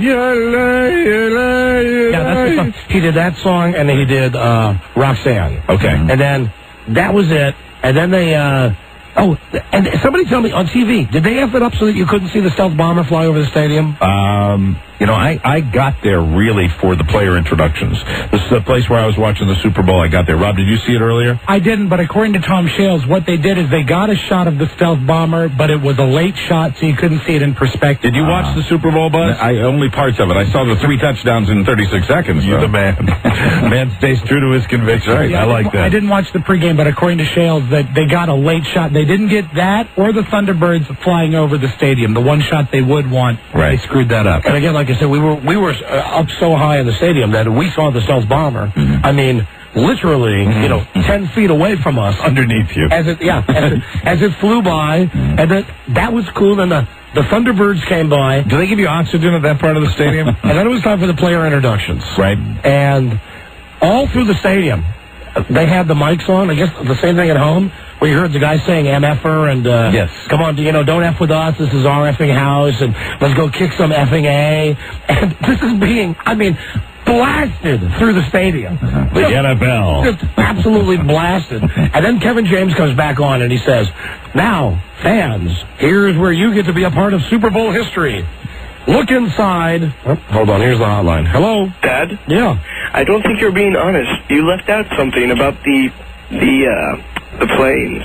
Bart, I mentioned earlier when I fell down the stairs. Okay. When I was looking at the Thunderbirds. Okay. All right. Did he fall hard, Bart? Yes. Many people laughed at him. Well, I was taken by this as the Thunderbirds flew by, and I stepped out. Did you turn around and just lean back and then go over? I stepped into the aisle, and as they flew by, I went, "Wow!" And then boom, down. Frazier goes down. Oh my God! Ouch. Man. Frazier goes down. You got a good look at him going by. Yeah. All right. Bye, buddy. Bye. Bye. So, Kevin James announces you're going to be a part of Super Bowl history. If you look in, they give everybody a seat cushion. Right. If you look in the bag in your seat cushion, you will notice there's an Instamatic camera in there. At halftime, with NSYNC and Aerosmith are singing, we're going to show you on the scoreboard, "Flash Now." And this is where I love people. Kevin James up on the big screen, he says, "But remember, don't flash until the screen says flash now at halftime." And of course, every mook in the stands gets out the camera. Right. And all of a sudden, you see 1,000, 1,000,000 light bulbs, flashlights. Everybody wants to use it. All going off at the same time. And once again, that's just a scam by the NFL to keep people in their seats at halftime. Remember, in the past, it's been you're going to hold up a sign to make a big thing that they can show on television that they never show. They're just scared that everyone will go to the bathroom. They want to give you a reason to stay in your seat. But it was so funny that as soon as Kevin James on the big screen said, "So remember, don't flash now," immediately everybody starts flashing their flash. I love it. That's great. You wouldn't know that if you weren't there. That's cool. And they also announced, Kevin, again, poor Kevin, who's the hucksters. Right. The NFL has really gone the extra mile for you. In your seat cushion, find a listening device where you'll be able to hear the radio broadcast from the Ravens, the Giants, Westwood One, Spanish Feed, and CBS TV audio. Did it work? No. Of course, it didn't work. It didn't work. Of course. Worth dick. Did your sons work? No. Oh, my God. Nobody's worked. Wow. All the people in the stands we were sitting with feel like morons. We got these things plugged in our ears, and we're all holding them out like, when you're trying to get reception on a cell phone? Right, exactly. Right? I mean, we're all going like this, trying to hear anything. Right. It was impossible to hear. I think if you had gone down to 10,000 feet, you might have heard. maybe that would have been better. Right. So the game starts, and, we didn't We didn't stay for the whole game. Well, you don't. Because you're... Because then we don't get back to the hotel 3 o'clock in the morning, and, right. Wanted to see Survivor. Of course. Sure. So as soon as... Hey, you know what I was going to ask you? And this is backtracking. Did you come out of the hotel the night for the fireworks on Saturday night? No, I was trying to sleep. I'll tell you, it was the most... And I heard them. Because of our location, our location, where our hotel was, I think... Right by the interstate. They shot the fireworks off directly over our hotel so that the other hotels could see them. But I'll tell you something. Do you know that those fireworks literally were exploding directly over our hotel? Sounded like it. It was amazing, and it was one of the best fireworks displays I've ever seen. I was in bed. I got up, went downstairs to see this, and they did something that I don't remember seeing with many fireworks displays, the false finale, which was one of the neatest things I've ever seen, where they go up and they go, and everybody goes, "Ooh, fantastic finale!" And then we're slowly walking back to our hotel rooms, and then and they do the real finale, and it was terrific. It was one of the nicest things about being down, near the tributary where they throw the bodies. It sounded great on the top floor when I almost made in my bed. I know, because it sounded like the Luftwaffe coming in. It was loud. It was loud. That's the other thing that they insisted on the stadium was piping in all this crap about the Gulf War. Who's not a patriot? Yeah, okay, we kicked ass. It was like for 10 minutes. Right. They run in the video of Whitney Houston singing, and they had Norman Schwarzkopf down on the field. And that was a great moment when it happened. What was beautiful was while it was happening, while they were running this, I don't know who was running the mixing board, but you could hear the players waiting to be introduced dropping the F-bomb. Like, as Whitney Houston is singing, you would hear a player go, "Mother effer, mother effer, mother effer. We have to go kick some F&A. Mother effer, It was all mic'd. It was grand. All mic'd, yes, sir. It was grand. Hello, Don and Mike Show. Hey, how you guys doing? Hey, buddy. You kind of stole a little bit of my thunder. We were sitting there, me and my family, my 2-year-old daughter, 5-year-old daughter, and 10-year-old son, and they got all fat. So Sarah Goose up there, and he goes, "Let's get these MFers." And I looked at my wife. I said, "Did he just say that?" And she goes, "I think he did." Yeah, all the players were. I was totally shocked. And then as far as the planes, you're right. Did you have good seats? Yeah, good seat. We had a living room seat. Oh, living room seat. Oh, yeah, I thought you were saying... We wasn't at the game. You sounded like you were there, but you heard that on the TV? Oh, yeah, we heard it live. A couple of players. It was just like they had the microphones on their jerseys. And I looked at my wife. I go, "I can't believe it." I'll give Tony Siragusa credit. He's got the cutest kid award. Well, he had the cutest little girl that he was. So that's his daughter, and she was adorable. It was a special moment to see him. You should have heard it in the stadium. Before you had left for the Super Bowl, you had mentioned that CBS spent a bunch of money for the 3D effects and all that. Hey, listen, that cannot blow enough. Oh, it blew big time. It was horrible. I go, "Man, that's going to look awesome." And, we've seen maybe 5 or 6 times, but it blew. The touchdown where he basically threw the ball over the goal line, where they were overusing it there. There was no discernible advantage to having that camera. It was retarded. I don't know what they was thinking with that. But anyway. That's CBS for you. Great show, you guys. I appreciate it. Thank you, my friend. Have a good day. Yeah, bye-bye. That's another reason that we wanted to leave the stadium. As soon as all the points were scored, as soon as the Giants ran the touchdown back, then the Ravens ran the touchdown back, you said, "Bart, let's get out of here. Let's go home. Let's go back to the hotel, chill out. We got to get up early in the morning, watch Survivor, and we'll be able to see some of these fantastic replays that we've heard so much about." And nothing. Yeah, it sucked. Yeah. Did you watch Survivor? I made it halfway through Survivor. I will tell you, I went into Survivor with a real bad attitude, saying, "Hey, I like the first one, but the novelty will wear off." I came out of watching Survivor. I am so hooked. I am more hooked than I was on the first one. I wish they wouldn't have voted out the lady, though. I love the fact that they voted out that lady. No, you need people like that. I know, but it was good riddance. She was a pain in the ass from the word go. This is going to be a great season of Survivor because one of the people is a singer-songwriter. And they had a guy puking, and he was also the guy that got one of the votes to be voted out. Right. The thing about Survivor, and I figured this out, I didn't know this the first time around. I thought it was novelty, and it was the people that were involved in it. It has nothing to do with the people that are involved in it. It is a wonderful formula. It really works. And the fact is, I think they could throw anybody in there, and it would be okay. And again, I didn't see the whole thing, but what I saw, Did you think some of the people were too professional? Well, they're much more professional this time. They're much more savvy. They're media savvy. They're better to look at, a lot of them. Right. A lot of the women are much better to Not look all at. of them, though. But and then they got, they've got actually a kindly old guy, who's my favorite now, the farmer from Kentucky. The farmer / school teacher. Can you get anybody that's born? He had a little tough time. And one of the guys, I think the guys that were one of the super slicky boy muscle men was saying, because he's over 50, we ought to vote him out. We ought to vote him out because he's my new hated guy. I am so into it, and I didn't dream that I'd be into it the second time around. I think it's going to be a runaway hit beyond what it was. People said that it might fall off. I don't think that's. But you shouldn't have voted out that lady who married her stepson. She was a pain in the ass. I know she was, but you need someone like that, because I saw what she was like. This language is offensive to me. Well, it wasn't that. It's that she was pushy, humorless, and she just had no business being fantastic. Who wants to see a show with a bunch of nice, clean, handsome people? If you had seen it throughout the whole thing, you would probably have been rooting for her, too. The difference between this Survivor and the last Survivor is they were thinking more in terms of physical strength, how they can help the team. On this group, they're already into personality analysis, and that's why the one that everybody hated got voted off last night. And I don't know if that's going to continue or... Did the one guy say, where am I going to J.O.? Yeah, a woman said that. Kimmy, was it a girl? Kimmy, the cute bartender, said that. Where am I going to go masturbate? Yeah, Kimmy said that when they were all in the the lean-to in the tent together, and it was a tougher challenge right off the bat. The show, the only difference between this show and the other one, it's got better production value. It's got better camera angles, better locations. I love it. Don't you think they should have just taken the Super Bowl off at like 9:30? A lot of people think and that. just put Survivor on. Absolutely. And then because you knew Baltimore was going to win, right. You just run the end of the game after Survivor. Absolutely. They should have gone. God, I can't believe I forgot to tell you this. The funniest thing about the Super Bowl, and anybody that saw this will tell you, Jim Nantz, the hardest working man in show, the guy whose head is about to explode, Jim Nantz does the post-game ceremony down on the field, okay? Right. Then they said, all right, well, thanks, congratulations. We'll be right back. Well, this has been the presentation of the trophy. We'll be right back with some post-game analysis on CBS.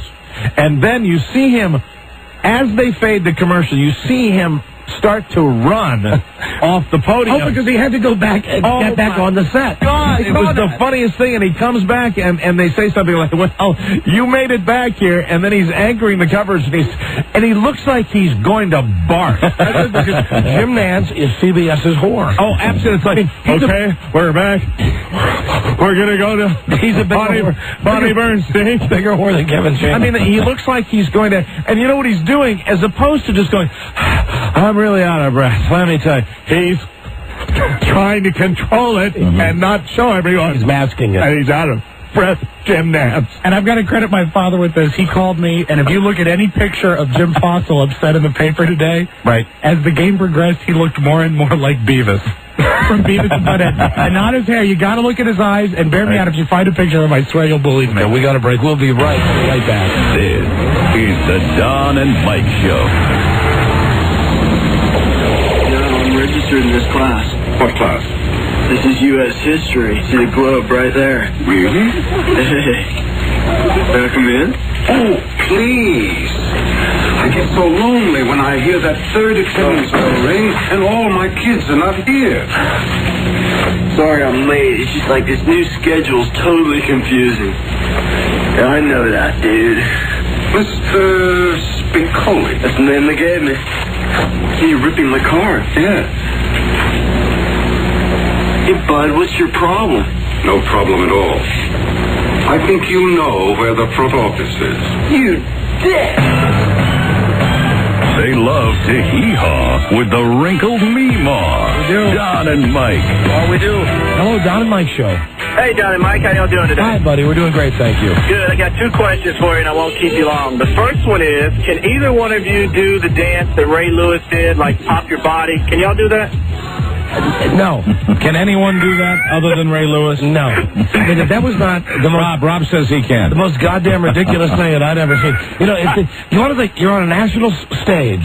You want to show America that maybe you're not the dick that everybody thinks you are. Yeah, he doesn't care about that. Come out and dance like that. Yeah, it's something else. But they're the greatest defense in the history of the NFL. I know that because Ray Lewis told me. Well, the funny thing is, President Bush also said, remember now, be role models to kids, and he pops himself like he's having sex.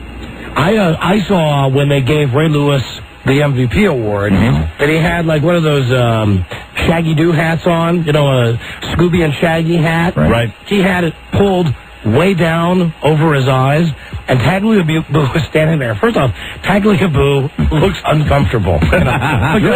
Because well, he's a white guy, and yeah, right. Well, yeah, I think Tagliabue. I think Tagliabue looks uncomfortable all the time. But he looked especially uncomfortable because he's up on stage with Ray Lewis, and he's having to give Ray Lewis, a guy who just a year ago he said was a thug. He had to give him the MVP. As he's handing him the trophy, he actually reaches out and pulls on the brim of this floppy. It's like a Gilligan hat. Okay, right. That Ray Lewis had on. He actually pulled it up. Really? And said, show your eyes. Let's see your eyes. Tagliabue did that? Yeah, let's see your eyes. It was an awkward moment, man. Yeah, well, there were a few of those in yesterday's Super Bowl. Hello, Don and Mike show. Hello, Don and Mike. Hi there. Hello. Hi. I was wondering about Survivor. Did either of you form an opinion of your favorite rack? Boy, no. I was watching that show. There's one lady's got an incredible stomach. Got incredible stomach muscles. I think she's the personal trainer. Buzz, who's that one that you said? Kimmy, the bartender, is pretty cute. She might be the bartender from, she's a blonde? Or like a strawberry blonde? So. No, I think her hair's a little darker than that. Like brown. She's from New York. Like maybe. Oh, yeah, she's obnoxious. Yeah, but she's hot. Didn't you find her a little obnoxious? Absolutely. But isn't the discussion here who had the best rack? Yeah, but hot? But you know what it is sometimes is it's tough to get by the look. And I don't think she was the best looking one. You didn't get to see all of them. No, we need time. For enough time to really form an opinion. Don't you think there was too much Jeff Probst? Yes, way too much Jeff Probst. But really, with the location of the tribal council now, sitting on top of that cliff next to the waterfall, somebody really gets mad at Jeff Probst. You could see him thrown off the top. Did you see during the game when they had him in a helicopter? Yes. With the big headphones on. Hi, everybody. This is Jeff Probst. Coming very soon, Survivor. He is the cruelest man in America. Look at me, Jeff Probst. I'm Jeff Probst, and now it's time for you to go. Go now. It's time for you. Put out your torch. Go. Go now. Very similar to Dan Schneider. When I said to Dan Schneider, hey, do you have a minute to say hi to Mike? And he looked at his watch, and he went, bring him over. Yeah, your schedule is that tight, Mr. Schneider. Bring him over. Bring him over. Yeah, because it looked to me like he was the one that was working the room and talking to people. He was. Hello, Don and Mike show. Hey, Don. Hey, Mike. Hey, buddy. I wondered during the third quarter, when the Giants almost threw an interception, they cut back to the quarterback. Did you happen to see him with his finger up his nose digging? Kerry Collins? Yeah, he was digging for some nuggets, big time. Kerry Collins has that kind of face where it looks like he probably digs for nuggets a lot. Okay, thank you. Drum.com. Bye-bye. Hello, Don and Mike show. Yeah, did you see the running of the squirrels? Yeah, I thought it was, it was like last year's idea. Generally, some of the dancing fat guys are last year's idea. None of the spots. I mean, even the one with the guy where he shakes the beer up and gets it all over the girl. Well, you know what? The timing is everything, and that was the first spot in the game. That was the first spot in the first commercial break in the game, and it was a choice location, and because you didn't see it coming, the first time seeing it was a big laugh. It will not be the same. It's not like What's Up, which makes you laugh every time you see it, and but the laugh value was there the very first time when he did it. But the running of the squirrels was just like, I know it's all computer generated, and Hey, what about? Did you see when space creatures were saying what's up to each other? Yes. See, that's a concept. That concept's still alive. That still makes me laugh. And I did like that. It was clever. Predictable but clever with throwing the shoe up into the tree to get the Volkswagen to that commercial blew. It was clever though, and it was better than what amazed me about most of the commercials is that there were none. I mean, there were very few really unique and interesting commercials. There are usually a lot more on the show. A lot of people say to me, boy, didn't you love the E-Trade commercial where the bank guard was sitting there?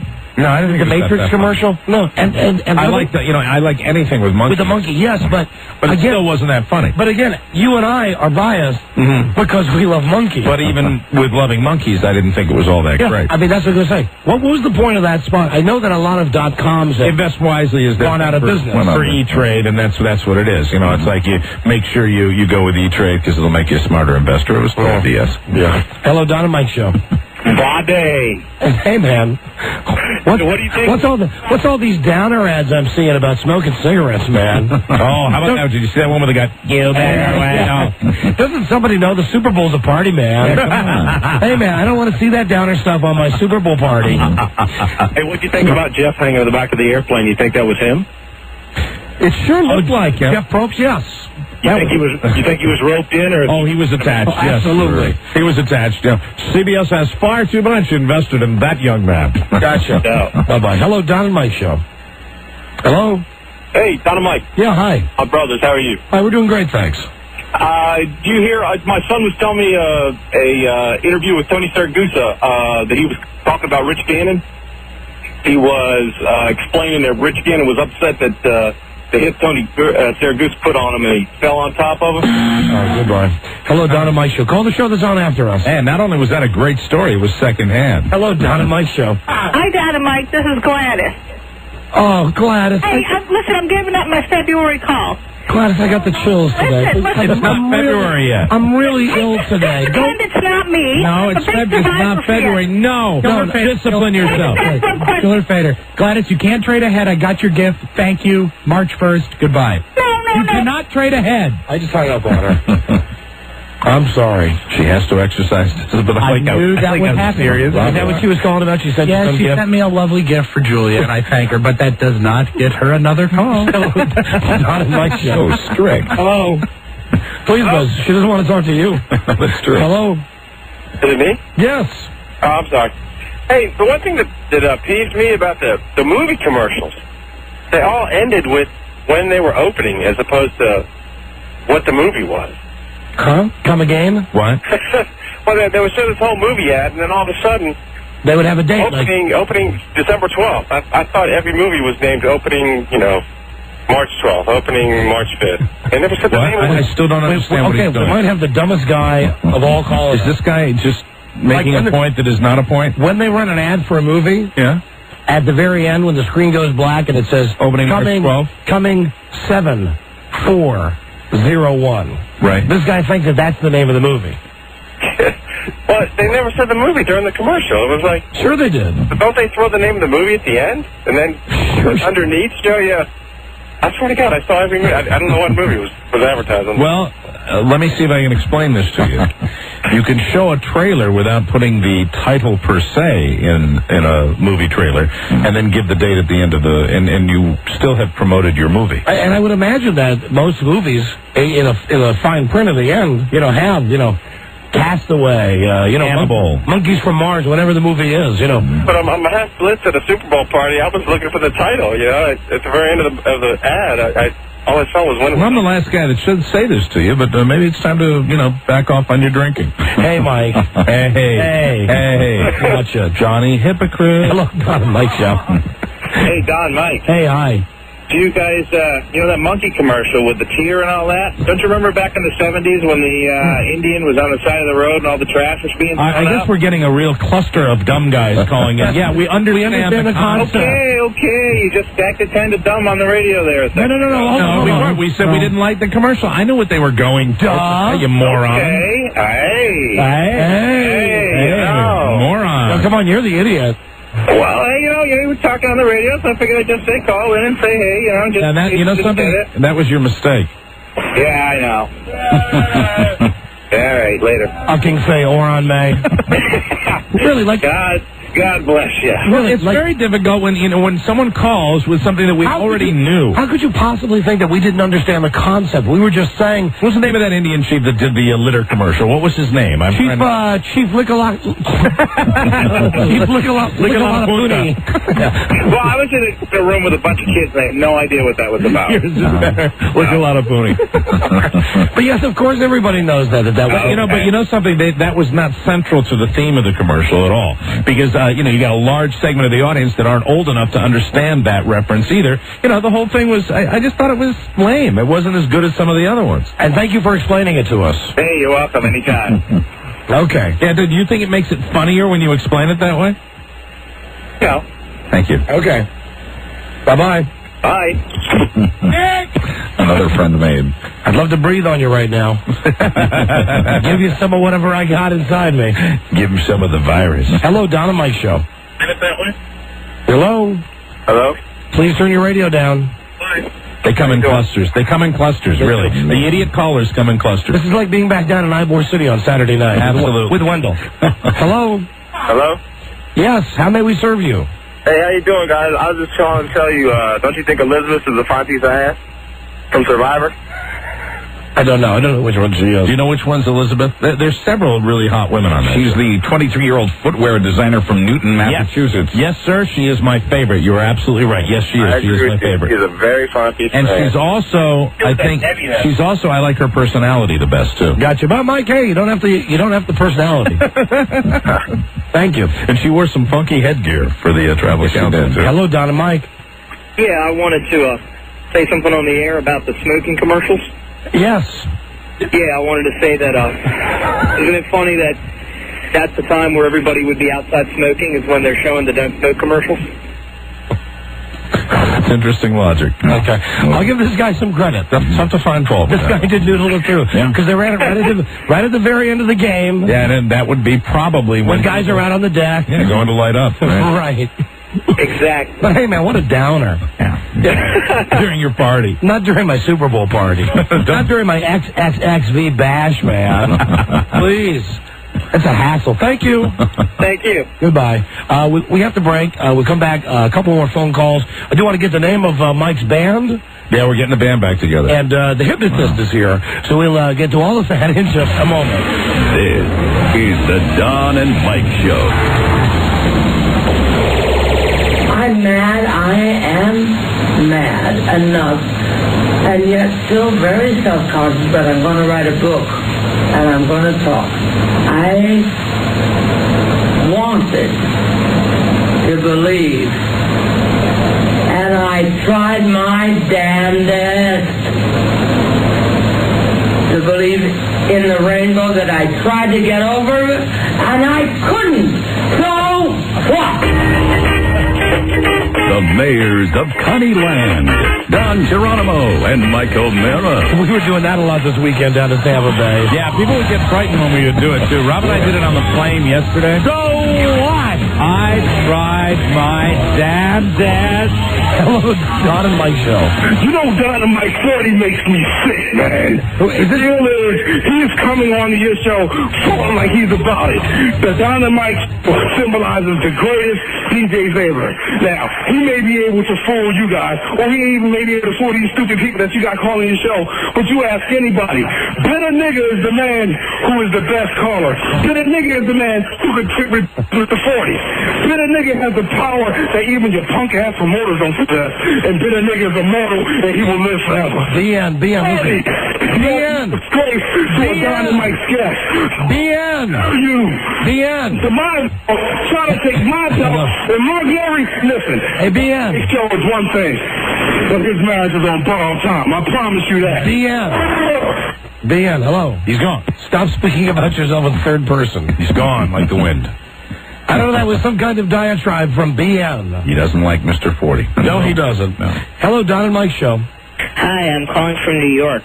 Hi. Oh, my, this is that kid. You know the little kid from New York who calls us? Yes. No, it's not me. Yes, it is. It's not me. No, it's that some other kid. Anyway, I know you're... All right. Goodbye. Deleted that out.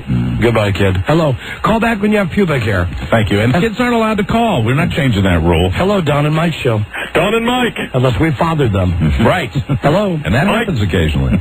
Mike? Yeah. This is Mike Landis. Mike, how are you? Happy 2001. Hey, same to you. Happy New Year to you, Mike Landis. How's Morris Jones doing? He's doing great. What are you doing? What are you doing? What? They stole your idea, you guys. Oh, I got you right. Hey, I wanted to tell you, I was supposed to sing at the George Bush thing. Were you really, Mike Landis? I was going to sing with Van Halen. From Fox 5. I was going to sing with Van Halen. Yeah? I was going to do that song, Right Now. Right Now. Right now. Right now. All right, love you guys. Mike Landis, everyone. This is, incidentally, one of the calls that we take that's only funny to two people in the world. That's right. Me and Mike. Absolutely. Oh, everybody loves Mike Landis. Mike Landis. Rob said 3. Three. So, Make it 3. Right now. Okay, goodbye. Bye-bye. Bye-bye. Love you. Love you. Love you too. Goodbye. Hello, Don and Mike Show. Yeah, Don Mike. Yes, we are. Hi. Yeah, it's Clint from Sacramento. Yes, hello, Clint. Hey, I think they put BN and 40 on the island. What do you think? What, on Survivor? Yeah. Come on, Clint, you're thinking too much. Thank you. Don't do that. It'll hurt. All right, now listen. Here we go. Rowdy, give me some football music. Okay. Because we actually have, our station in Baltimore is the flagship station. Right. For the Baltimore Ravens. And I know last week we tried to have the mayor of Baltimore on with us. Right. Joining us now is the head coach of the world champion Baltimore Ravens. Good. Brian Billick. Hello? Brian, how are you? How you doing there, Mike? Don and Mike, how you doing? Brian, how does it feel? Good. It feels good. Well, a lot of hard work finally pays off, huh, Brian? Yeah, it finally pays off. How did you prepare your team for Super Bowl 35? Very good. Who is your quarterback, Brian? Don Geronimo. Now, please, you're a kidder. No, really, how did you prepare your team? Very good. You're flattering me now, really. Who's the quarterback for your team? You know his name, right? His first name is Trent? Trent Green. Trent Green, that's correct. That's right. And who's the player who plays for your team who was in trouble with the law last year? I don't know. The first name is Ray. Ray Zazinski. That's right, Ray Dasinski. Is there any way, Coach, could you spell championship for us? C-H-A-N-P.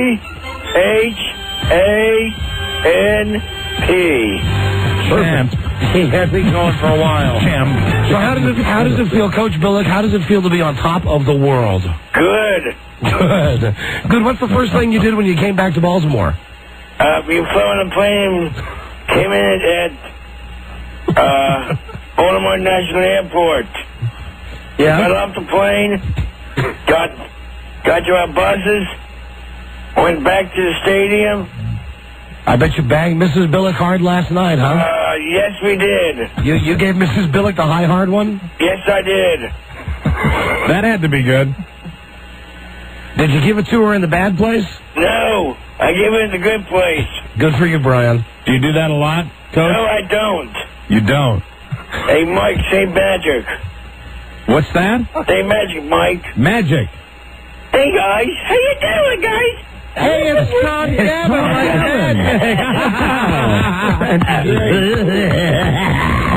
Tom, I want to tell you something. We really thought it was Brian Billick from the Baltimore Ravens. You got tricked, didn't you? We did. Have you ever been stopped on the street as Brian Billick? No, I have not. Well, you are a dead ringer for Brian Billick. Yeah, and if they ever stop you and say, "Are you Brian Billick?" you should just roar at them. Anybody out there who wants to see what a dead ringer Tom is for Brian Billick should go to, what's your website, Tom? TomGavin.com. Gotcha. Everybody's out there listening. The T-shirts are in. The T-shirts up on the website. Go to it and buy one. Tom, you like to bring us down some. I'm going to. When can I come down? Sometime soon. All right. John or Phil might bring me down.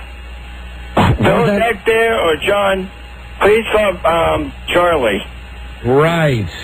Gotcha. All right. Thank you, Tom Gavin. Bye, Tom. Tom Gavin playing Brian Billick. Bye-bye. There he is. The role of Brian Billick will be played by Tom Gavin. Hello, Don and Mike Show. This is me. You know, is there anything that is more annoying than someone who waits on hold, hears the click of the telephone, and the first thing they say is this me? You're the only one that can answer that, sir. I suppose so. I want to talk to Don about his highly abnormal sex life. I suppose. How is my sex life highly abnormal? Well, you said yourself you've only got 2 positions to choose from, right? You won't take it. Are you eating? Sir, are you eating something? Pardon? Are you eating something? There's noise. There's extraneous noise in the background. Negative. I do not enjoy having sex where poops come out. You know what he was telling me the other day, though? You know what one of the things that he really enjoys is having sex with your mama. Well, that's cool.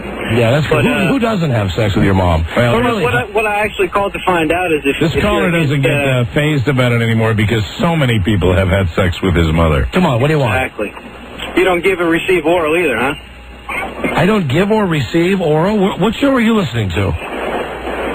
What man doesn't love receiving oral? Yeah! I love receiving oral. And he's gone. And he's gone like the wind. Okay. Well, he should have been in the last cluster. Bye-bye. Hello, Don and Mike show. Don and Mike, what's up, buddies? Hey, my friend. Was the best commercial not the Bud Light commercial with the guy throwing the pencils in the ceiling? Nope. No, I didn't think it was a good one. You didn't think it was a good commercial? No. I like Cedric the Entertainer. Oh, come on now. I do. Come on. Hey, Robbie, give me a timpani. I forgot. We're going to announce the name of Mike's band. Oh, yeah. Are you ready, Mike? I am ready. For the first time anywhere. We had our second rehearsal yesterday. We expanded our playlist. What songs are you practicing now? I don't remember. Come on, what did you play yesterday? We played, Taking Care of Business. When do we get a tape? Mustang Sally. When do we get a tape? We, never. Well, you get a tape when we're ready. When we're ready. You know, I will only give you a tape when I think we're ready, and then be completely shot down when you mock it. But I will give you a tape when I think that, we've reached our peak, which should be sometime this spring. And the name of the band? And I applaud you. This is a great name for a band. I came up with this on my own. I'm not even sure whether the rest of my bandmates are going for it, but I said to them that is what I will be calling the band. The name of our band is Crap. Thank you. Just imagine that, our first gig. Good evening, ladies and gentlemen. We're Crap. Yeah, thanks a lot. Hey. How are you? We're Crap. And, Thank you.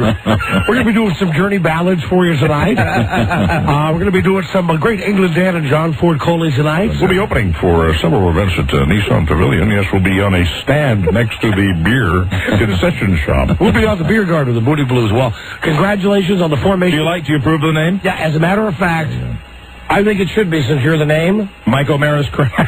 Yeah. I think that'd be, I don't want to alienate my bandmates, You know what? No. It always happens, though. Right.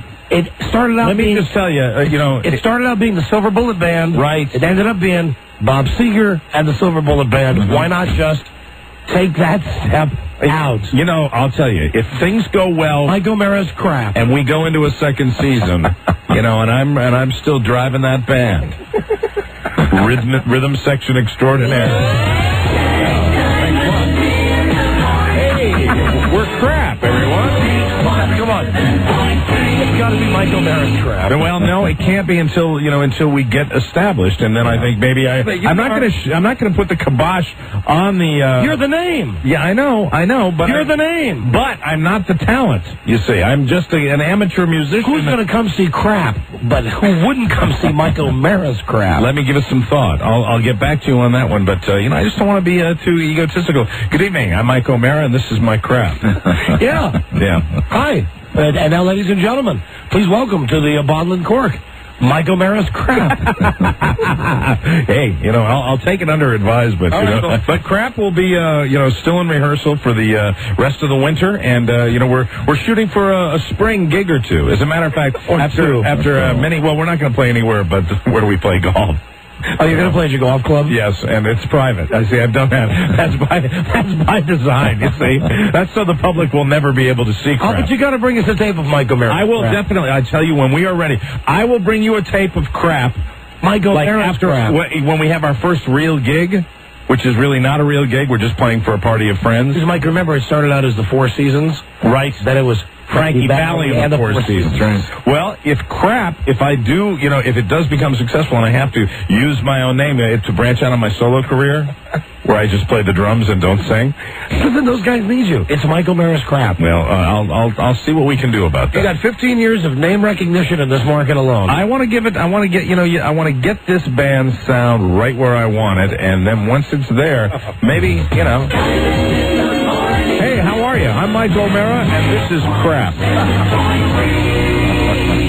It's walked all over it. Hello, Dewey Beach. Jack wouldn't have done that. How you doing?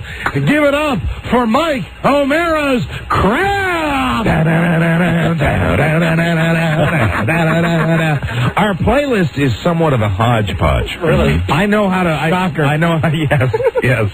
Usually 3-chord songs that have an easy beat. What's the most modern song that you play in Mike O'Mara's crap? What's the most contemporary piece of music? One Way or Another by Blondie. Hey. Okay, 20 years old. Thank you very much. No, we do we have kind of a bluesy sound. Mike O'Mara, this is crap.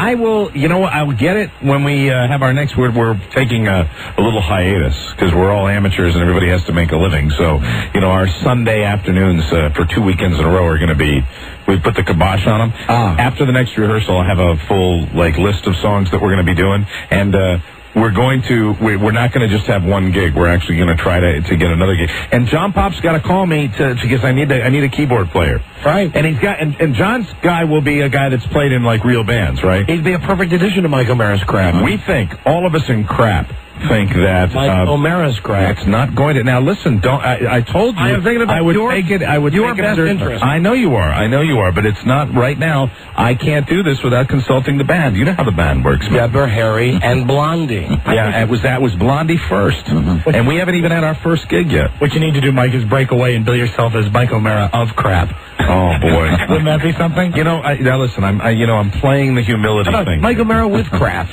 Mike O'Mara with crap. With crap. Boy, I'm going to have to ask the band, but I love that. Tonight at the Bottle and Cork, Mike O'Mara with crap. It's always the Bottle and Cork. It's always the Bottle and Cork. Dewey Beach. And I look forward to the tribute album, saluting crap. All crap all the time. Crap-tacular. A crap weekend. Can you imagine if it ever got to be that? And then when you get to be too popular, radio stations will do a no crap weekend. Right. Like they did with the Bee Gees, where radio stations came out and said, we are not going to play any Bee Gees records this weekend, man. How about a crap-prospective? That'd be good, and we could bring out the tribute band, Crap Mania. Think about it. That'd be the road show. That's right. Mike O'Mara's crap. I sure like Mike O'Mara with crap, but I don't want to alienate the players. Hey, some of us have just met. Half the players. No, man, don't hate. Don't you be dissing my band. Listen, it's Ringo Starr's all-star band. Yeah, well, okay. I know, I understand that, but you understand there are Mike O'Mara with crap. Lots of egos. Lots of egos. Mike O'Mara, all caps. Right. With small letters. Crap. Even smaller letters. You're playing on my ego, and you're starting to crack that foundation right now, and you know how big it is, and boy, I sure would like that. Well, it would look great on the album cover. It sure would. Mike O'Mara with crap. I'm trying to, and we have a logo. Do you really? Yeah, crap has a logo. What is it? A smiley face. Bad move. Why? Bad move. It's up for negotiation. What do you suggest? I was thinking, that happens.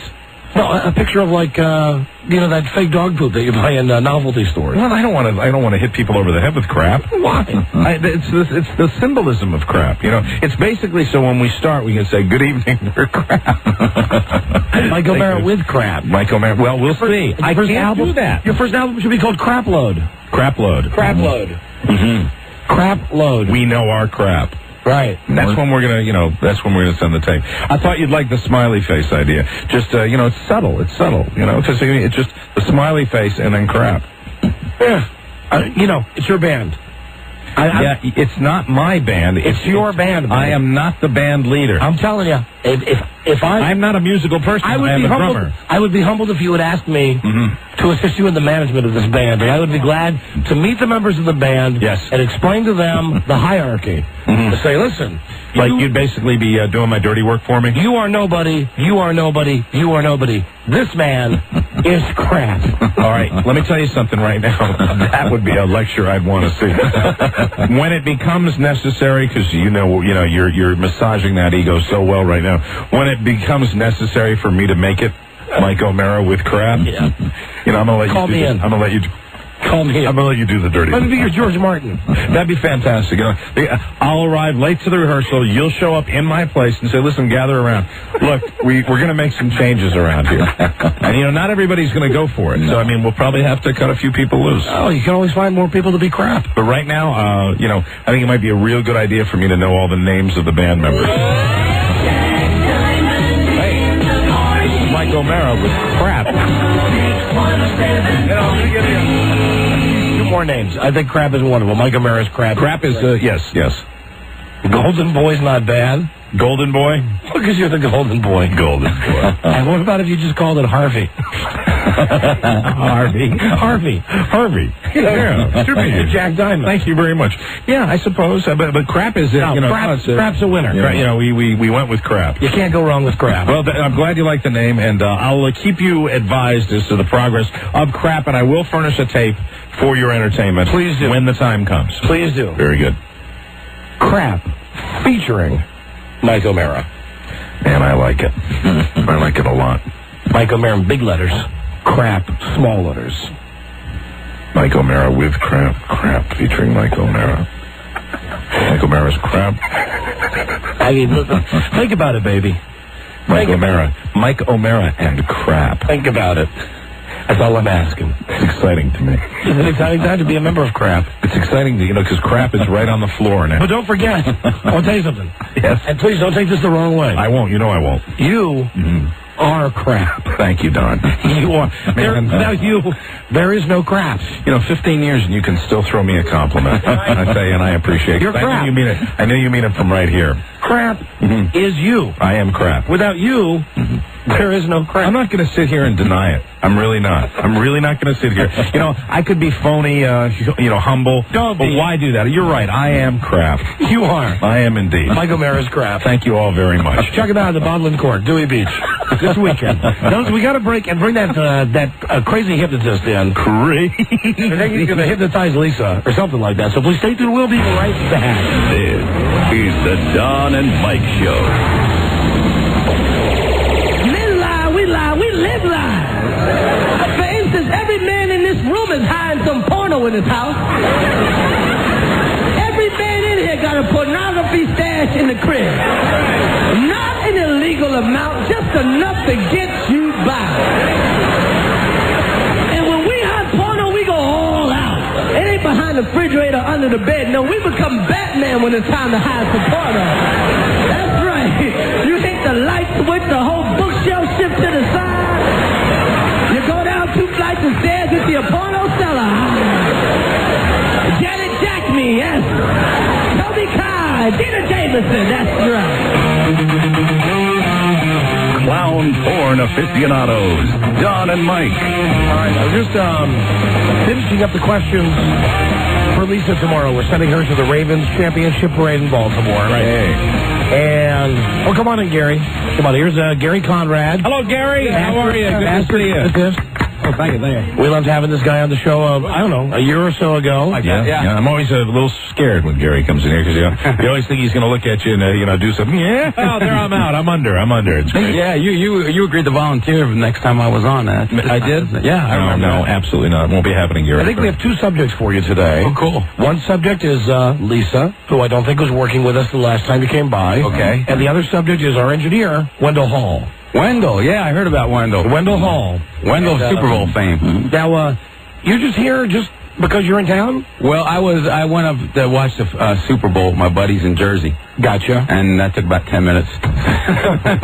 Drive back down. I'm living in South Carolina now, so. All right, well, I was happy to hear that Charlie had booked you. And I said, well, what's Gary pushing? He says, nothing, just coming by because we loved him. He's a good hypnotist. Just coming by to hang out and hypnotize some people. Enter and hypnotist. Speaking of, there was a bit of controversy after you were on the show. That you made Buzz do a whole bunch of stuff that was not Buzz's personality, and, we were falling on the floor. Well, the next day, Buzz says he wasn't really hypnotized. Now, we believe that Buzz was hypnotized, and based on the zeal with which he did what you told him to do. Yeah, he did a great Cosell, as I remember. Yeah, that's right. Absolutely. And he did Paul Harvey. Yeah. And he did a bunch of other stuff that is very out of character for Buzz. And he said the next day he started a bit of an S-storm on the show because he said I wasn't really under. He said I was just doing what I thought you guys wanted me to do. Good. Okay. So you maintain that Buzz was under? Yes. You think so? Okay. He's a keeper. He's a really? keeper. You think he's a keeper? In a show. Okay. Really? Oh, God. Yeah. If you ever do remotes like that, let me know. All right, yes. Let's bring in Lisa and Wendell, and let Gary meet each of them. I'm telling you, if you didn't hear the show a couple of years ago when Gary put Buzz under, right, we really were peeing our pants. It was pretty damn funny. He had Buzz doing some wacky stuff. Whoa! What an upgrade with this show. Lovely, isn't she? Yeah, Lisa's just... Hey, speaking of a Buzz. Hi, Lisa. Hi. Hi. Now, what questions do you have to ask her? I mean, to find out... to find out if she... Yes or no, that's all. Wow, he is attracted to you. Gary. Bada boom. Gary, tell poor Lisa you're not going to do anything. No, we're not going to do anything. Unsavory. Unsavory, right now. How do you tell if she's the type of person who has the personality who would be... well, see how she folded her arms, so right away she's defensive. So that's... I'm cold. Well, we can fix that too. That would be nice. Any chance you can get her to take you sure you don't want to join us? Gary Conrad, the horny hypnotist. No, ladies and gentlemen. I've done it already. Did you get her to take her shirt off? Maybe not here. All right, and our other We're rapidly going downhill. This is a decline. Our other subject for you is our engineer. Hello, engineer. Wendell Hall. We love him. Wendell Hall, baby. Now, if Super Bowl fame. I was listening about his stories on the way. We'll have him reprise how he acted at Super Bowl time. Oh, so that would everyone could do it. Because he did some great laughters, but I want to hear the original. Why? Oh, you know what? That's a great idea, Gary, that if you get Wendell to really laugh for us, like he'd laugh the way he did the other night in the car, that would be fantastic. All right, so you're going to leave now and prep them. How long will it take you to prep them? It depends on, their focus or concentration, the alacrity with which they want to do this, and all that good stuff. Are they fearful? Are they all right, well, get out of here. Get out of here. Okay. Take him in the other room. Thank you. See you later, kids. Thank you, Wendell. I'm telling you, even though Buzz maintains he wasn't under. Funny. I'm telling you.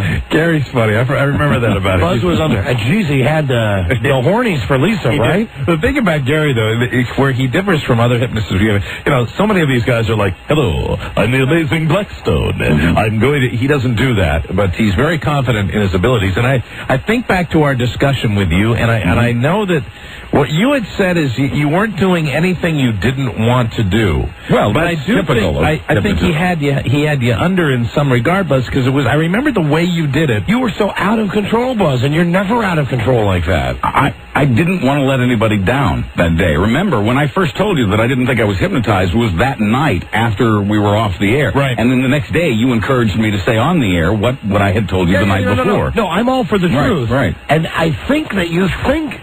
that's what I think. The truth. But if you'll remember, the next day, to try to prove or disprove this, you had me redo some of the Howard Cosell, the Ethel Merman, the Paul Harvey, and I replicated them on the air the next day. Did he? I don't remember that. He did. It's just when you were doing it, there was a look on your face that I had never seen before, and I'm saying this to you because I remembered it. I remembered how significant it was. You had a look on your face. And I think you more than anybody else, when they come back in here, I want your opinion as to whether you think that they're they're under, because I want you to see it on the other side, right? And maybe we're going to get, and we're going to be watching them carefully because I want to see if we've got the same looks that Buzz had on his face, and it's this kind of, not a glassy eye, but it's just like, I will do anything I am told. What I'm looking forward to is to see how Wendell did, because Gary took 3 of us backstage last time he was on this show, and I don't remember who the third party was, but it was myself, Wendell, and one other person. He couldn't do Wendell last time. He wasn't able to do Wendell last time. Now, he's going to go for something different with Wendell this time, so maybe this will work. Who knows? Maybe Wendell's still got enough alcohol in him that he'll be more susceptible to opening up whatever doors are inside. Absolutely. The subconscious of Wendell Hall. Very, very cool. Be the guy to watch. It'll be interesting to see what happens. All right, so Gary's in the other room hypnotizing Lisa right now. And goddamn, wow, did he get aroused? Yes. As soon as Lisa came in the room. He did. It's like, whoa, upgrade, hey. Don't you think that he looks a little like half? Yes, he does. In the face? He's like a younger, blonder Hef. Yeah. Absolutely. Like a combination of Hef and Jim Fossil. Now, what's he do? Does he go around the country, like, performing, or does he... He goes to comedy or clubs. right, or what? You know, it's like, I was wondering... It scares me when a hypnotist, you say, what can we plug for you? And he said, oh, you know... He's a performer. He does shows. I think the last time he was here, he was going to be in quite a few of our affiliate cities. He was going to go by Buffalo, and go by Green Bay, and go down to South Carolina. And I think that this time, frankly, he's just... now they brought some pictures of him with famous people. Here he is, right here, hypnotizing Tony Bennett. That's how that went. There he is with Tony Bennett. Here he is with some dude up on stage, and he's making him take off his shirt and dance. There you go. He's got the tuxedo on there. Yeah, he sure does. Yeah, he's a dead ringer for half of these pictures. Yeah, he is. Just really excited. We're going to have the bunnies will be gathering. I have my brother, my twin brother, my younger brother, Gary Conrad. Are they going to be in the grotto? They will be in the grotto.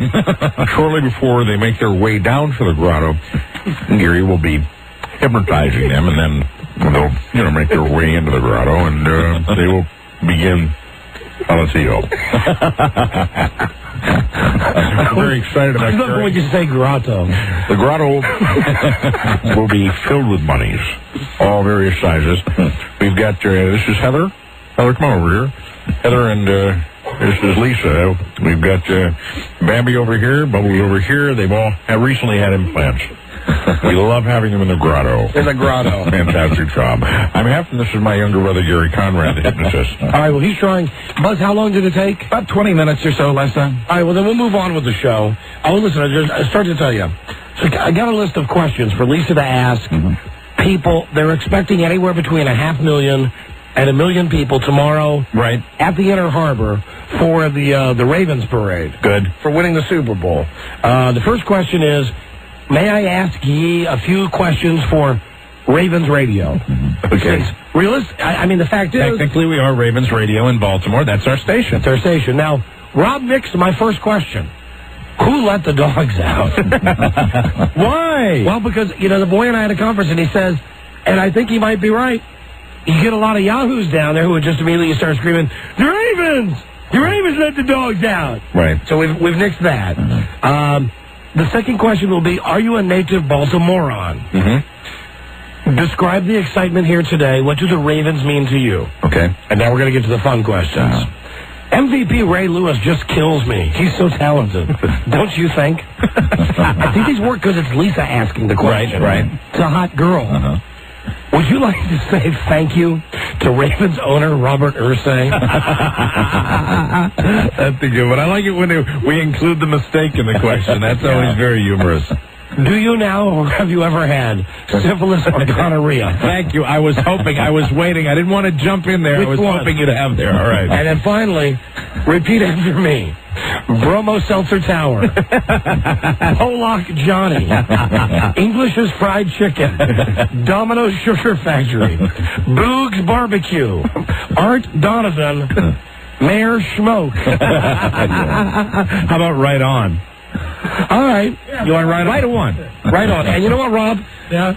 Make number 9, who let the dogs out? Okay. Make it the last question. The question's just funny. Yeah.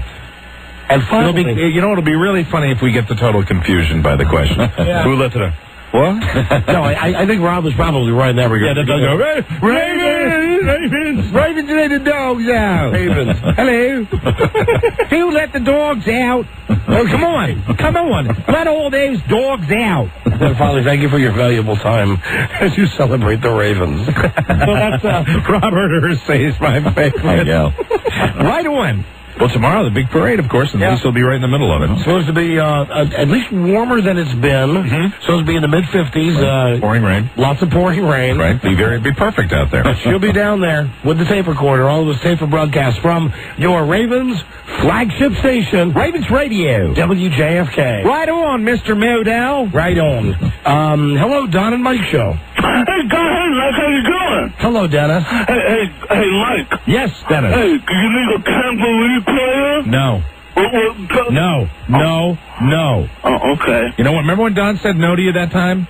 Yeah. Oh, that time when I screamed at him and actually lost my voice I don't want to. I don't want to scream right now, but no. Okay. Stay away. Hey, can I promote where I'm going to be in 2 weeks? Sure, Dennis. I'm going to be doing a radio show from Iowa.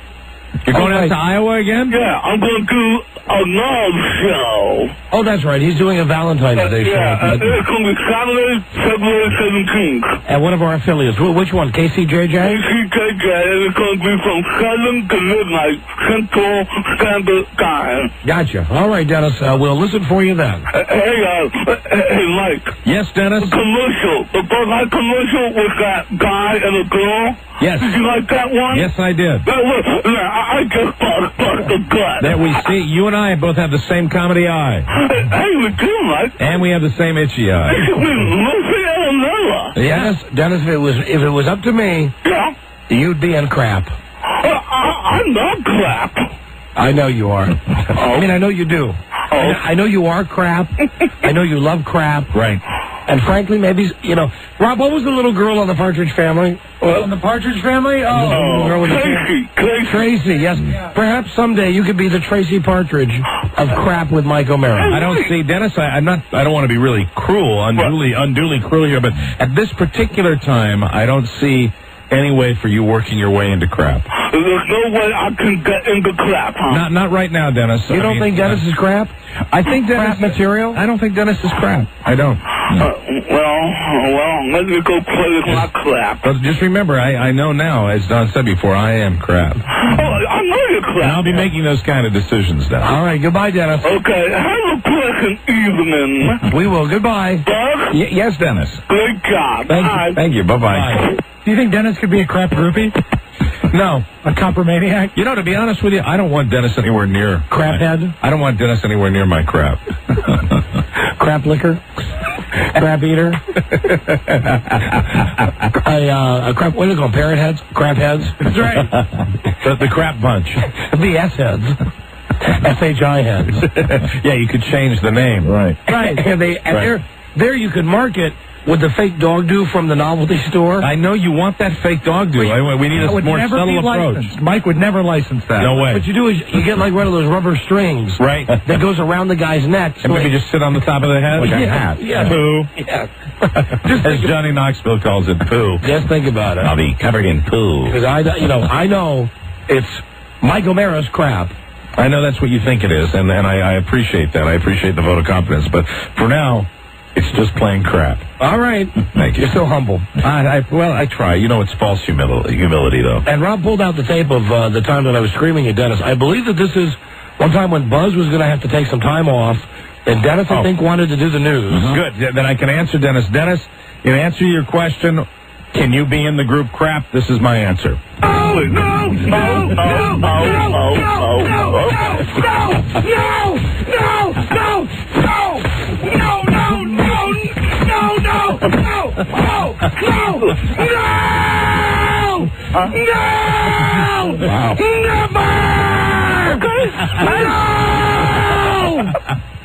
We preserved that. Great moment in show history. Fantastic. All right, listen, when we come back, the hypnotist is still working with Lisa and Wendell, and we're going to go right to our wacky story file. Very good. Oh, and Rob, pull out the Colonel Sanders tape. You got it. Might be a chance to hear that, too, because we got a Kentucky Fried Chicken story coming up. Oh, chicken. We'll be right back. This is the Don and Mike Show. The Don and Mike Show cordially invites you to a beautiful evening in Lake Tahoe, Nevada. Friday, February 23rd, it's the Don and Mike Lake Tahoe Reno-style show. This gala show will include all the raunchy fun you've come to expect, including the underwear fashion show, of course. The show is at Harrah's of Lake Tahoe, and it starts at 8 p.m. It's first come, first served. So make your plans now. We invite your ass to come on down. The Don and Mike Las Vegas style show. I'm cutting a fucking spot, Tony. Don't miss it. Everybody loves Don and Mike. Hello, man. Just like 4 solid hours of prostate manipulation. Right. The Don and Mike Show. And Mike, I believe we have I don't know how to do a bit of ass kissing coming our way. We do? I could be wrong. All right. But it says on the screen, the guy's name is David. Yeah. San Luis Obispo, California. Our radio station is KCAL, 99 FM. The guy would like to talk about our Monkey's Grand spot that we cut for the network. Excellent. Hello. Mike. Hi there, you're on the air. How you doing? How you doing? Pretty good. Pretty good. Okay, what the...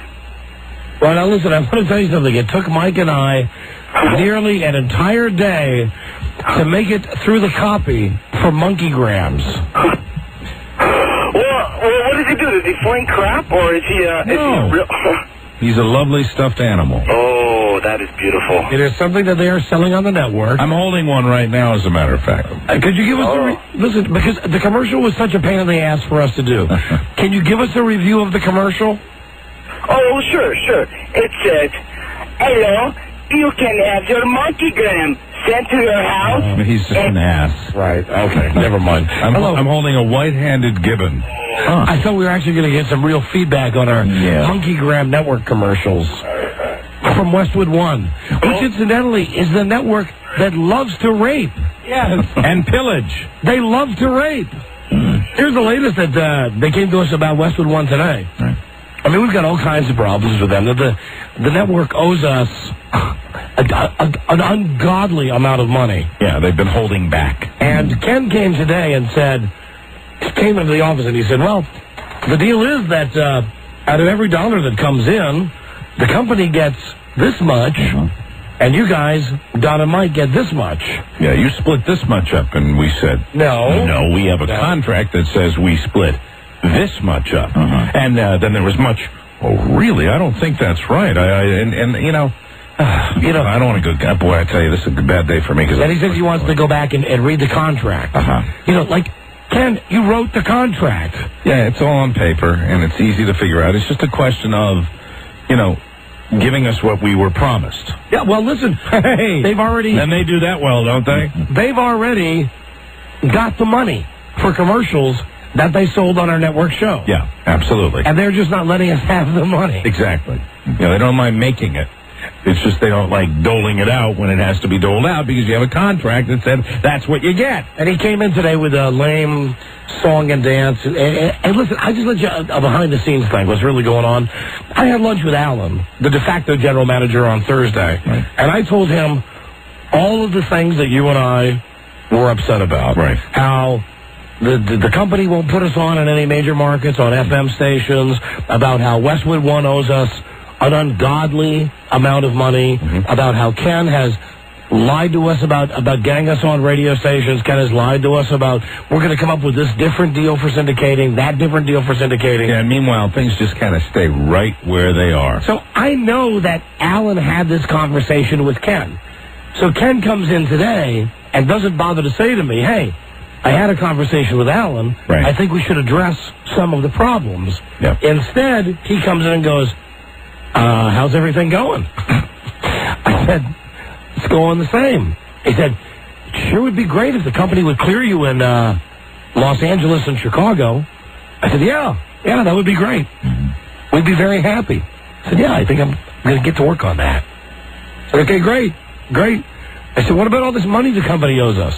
And that's when he came back in. He said, no, you don't get this much, do you? Yeah. We said, yes, we do. Oh, that's not what I remember. Well, shocker. Right. Shocker, you remember it has less. Right. God. Right. I told him, you forget, I'm married to the human calculator. I called my honey immediately. And I said to Frida, who incidentally says to me every single month when we get our income statements from the network, she says, how come the network show is making this much money, right, yet you're only getting paid this much money? I would say, really, and I'm going to have the person that does that, I'm going to have them get all the records of it, because we're going to have to do that. Frida's got them all. Yeah, you have to. That's the only way we're going to do it. She's got them all. Go back and match it up with what they say. She's got them all. That's the best way to do it. I'm telling you what. So I love that woman. She's good like that. She loves making me eat cornflakes. But damn, when she gets on a topic, like about us being gypped out of money by the station. Hello. Hi, honey. Well, hi, my boo-boo. Hey, listen, sweetie. Yeah? Without getting into specifics, you have, on that Quicken thing, you have every month the amount of money that me and Mike have gotten for syndication, right? Right. Right. And it doesn't add up, does it? I mean, without giving specific numbers. What do you mean it doesn't add up? It adds up to how much money you've gotten. Yeah, Right. what I'm saying was, she would have to have the information of what they say that they've made, and it wouldn't add up in that regard. I know what you're saying. I have that. I have that. If they say they get $10 in, and you get $250 of that, I have all that. Okay, so All I know, but see, that's the thing. All I know is let me tell you something. Let me tell you something. I just heard what she said, and she brings up an interesting point. All she knows is what they've told her. Right, hold on. And see, the things that Ken had in front of you today are not the things that we receive. You see? Yeah, let me tell you something off the Ken air. is saying he got $100 if the network got $100. Let me take you off the air for a second and tell you an amount of money that Ken said to me and to Mike that our show has billed. Yeah, that's terrific. And Buzz, you and I will pad while he You don't have to does take me it. off the air because you've mentioned what, and it's ludicrous. I mean, it's ludicrous. Hold on, let me make sure I tell you. Hold on. Okay, now. All right, now Don is going to go tell Frida because we want to make sure that we're all on the same page with the numbers and such. Right. It's very frustrating, Buzz. It's all written down somewhere, though. Yeah, supposedly. Okay, so she has the figure. I mean, sure, her stuff is all there on paper. Right. So they sent I can tell you. Wait a minute. I'll pull it up on Quicken, and I'll tell you the percentage that. Great. What is the percentage of money that the company has paid us, and what is the out of what they have received? And what is the percentage of money that they owe us? Wait a minute. That's a good question. I like that. Look, I memorize reports because I have it all on a report. I can tell you every year. Now I've got the report right in front of me. I tell you, she's the greatest with crap like this. Any of you guys out there like me, you're dumb with money and stuff, you got to marry yourself a girl like Frida. So if you're saying for the year 2000, just in rough, just in roughly, right. The number you just told me, right? And you can even lowball it a little bit. Yeah, there's no. I mean, I'm just doing estimates on. I mean, I'm not that great in math right off the top of my head, but I'd say from what we've been told they've received is 10% of that. 10%. 10% of that figure you told me that they said they received in the year 2000. What they reported to us is 10%, and of that 10%, you get 25%. So we've no. All right, I take that back because I'm looking at your totals. Wait a minute. Honey, just tell me something. If let me take that they're not paying us the money that they should be paying us. Okay, wait a minute. Well, I take that back. 50%. That's a lot better than the 10% I just told you. But 50 of that. I don't follow this. I don't know. Wait a minute. My brain's starting to hurt. Start again. Okay, take me off the air and I'll tell you. All right, hold on, please. Mike, hold on. Phil for a second. Okay, what we're trying... The reason... For those of you who might not know what we're doing here, we feel like that we're getting held back stuff that we should have because the company has it. You see, when you go out and you collect money from advertisers and you receive the money and it's in, and it comes in, it's paid, you should get a certain percentage of that. We seem to have a little problem with that. Being on the network is not significant, whether it's 10% or 50%, whether, if you got your paycheck and each month half of it wasn't there, you'd be a little concerned. You'd notice. And if 90% of it wasn't there, you'd be mad. And I think it's somewhere in between. I got the answer. Okay. I got the answer. This company, this cheap company, has paid us 1/4 of the amount of money that they owe us, that they have contracted in writing to pay us for the syndication of our show. Based on what's been collected. Yes. 1/4. Yeah. 1/4. So if you got a paycheck every month and you had 1/4 of it, and 3/4 of it weren't there, you'd be a little upset. See, that's the thing. I mean, that's the difference. Is that it's like one of these movie companies when all the actors, when the hardball actors say they ask to look at the books. We don't look at the books. So, yeah, but we get a... I know what she's saying. We do get a statement, but that doesn't mean jack. And what Frida is saying is what we probably should do anyway, is that we should have our folks, both of us, independently, audit the books. And that's not like going in and doing a full-fledged audit. It's simply going in with somebody who knows what they're looking for to, make sure that we're getting what we're supposed to be getting. I mean, we're relying on accountants that work for this company. Right, they work for Infinity and to even tell us. And that would answer not only the question is, where is the money that's been collected, but it would also make sure that the number they're saying that's been collected is a legitimate number. That's not something I want to do. And when Ken told you that figure, the question is he saying that's what's been billed or that's what's been collected? Well, then, every month we get a figure that's been collected, what they say has been collected, and you get your proper percentage of what they have told us is the collected sum. And we're getting screwed, right? But what they're saying has been collected is way off from what Ken is saying has been collected. And now that I think of that, that's cause for alarm. And, God, thank you, honey. You're welcome. I love you. I love you. You're so good. Thank you, boo-boo. You're so good with stuff like this. Goddamn, you are a genius. You really are a genius. Well, Alfred, you know what? Mike, if you'd like That would save me a step if you would do that. I'd love that. Email it to Mike. Yeah, email it to me. That'd be fantastic. All right. I'd like to take a look at that because we need to be. I think it's time to circle the wagons. Yeah, you'll see like 5 or 6 years of it, all in a nice little. Oh, that would be fantastic. I mean, she's got every month for the last, and who knows how long this is. You know what's great too is you send me that, and I'll check that with Diane, and we'll all be on the same page, and then we'll proceed from there. Gotcha. Good. All right, honey. Okay, bye, boo-boo. And the bottom line on all of this is that Ken's a liar. Ken came into the office again today, knowing that I had the conversation with Alan on Thursday. And didn't make mention of that, just said, well, out of the blue, he's checking these things out. He's looking into it now, because he's doing us a favor. And then kind of says, oh, I don't remember it as that. Right. Oh, and then says, you know what? This company should be clearing you in Chicago and Los Angeles. They should be. We're worn down, folks. Yeah. We're worn down about this. I mean, and we're worn down because it's just been an awful lot to deal with. It really has. And frankly, it's gotten past petty stuff. I mean, how would you feel if you worked for a company and they sent you a statement every month saying the amount of money that they made, and you had to deal with them saying you were going to get a certain percentage of that money, and a year and 2 years went by and you never got the money? Right. How would you feel? That's a real easy thing to do. That's an easy thing to take care of. Nope, I'll have her email to it tonight. And it's heavy. I mean, it's heavy stuff. I know. They're not going to like it. So I hope that the prospect of that causes them to maybe go back and make this situation right. Because I think it's been done like so many things are done here that we let them get away with, kind of herky-jerky. And once we make noise that, proper channels are going to be followed. And I think it's probably time that that gets cleaned up a little bit. We wanted to be syndicated. We were anxious to get on all these radio stations. Yeah, but we wanted to make some freaking money at it. But at the time, we were like, fine. Yeah, but that's fine. But now we're making money. Right, exactly. Now we're making money. Now we got ratings. We got good stations. And they're not giving us our money. I know. I mean, that sucks. That sucks on ice. And they know it. They freaking know it. It's ridiculous. Please. I don't get it.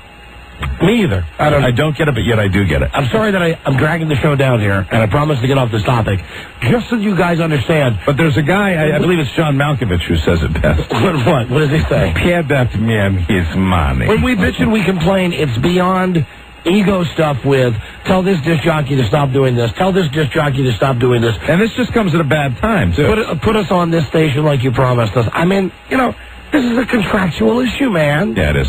It's a contractual freaking issue. Everybody, the key to this, starting this, and so we get this done right, is for all of us to have the numbers, and for 3 individuals, I'll include your wife with you, me, and our guy in Chicago. Right. So we all know what's going on. Correct. Because that's who it affects directly. Right. Okay. So that's why we're really pissed. I mean, that's one of the reasons we're pissed off. Yeah, that's not at this company. We're not talking about asking for something that we're not, that they're going to do us a favor on. There's so many things here that we say, hey, will you help us out here? This is beyond that. This is something that is pure, dot the I's, cross the T's stuff. It's what they owe us. Yeah. Like you would take a job, they'd say, this is what we're going to pay you, and you would expect to get paid. That's it. Right. And you expect to get paid promptly. And F you. That's all I will say. Just F you. F you, Ken. F you. F you, Alan. F you, Jeremy. F you, Jim. Jesus Christ. Rats. They're rats. They're all rats, man. We're just sitting here doing what we do. People ask me, do you like your job? I said, I love my job. Love coming in here and making radio in the afternoon. Everything else about it is the name of my band. Right. Mike O'Mara's crap. All right, well, and the other reason, and I promise I'll get off the soapbox, Rob, Tommy, 30 seconds. Ready? Go. The other reason we bring this to your attention is if, in fact, in the coming days, things get hairy, you understand exactly where we're coming from. Yeah, we like to tell you because we like you to know when we get heavy. It has nothing to do with this disc jockey said this or this disc jockey said this or put us on this time slot or put us on that time slot or play a promo.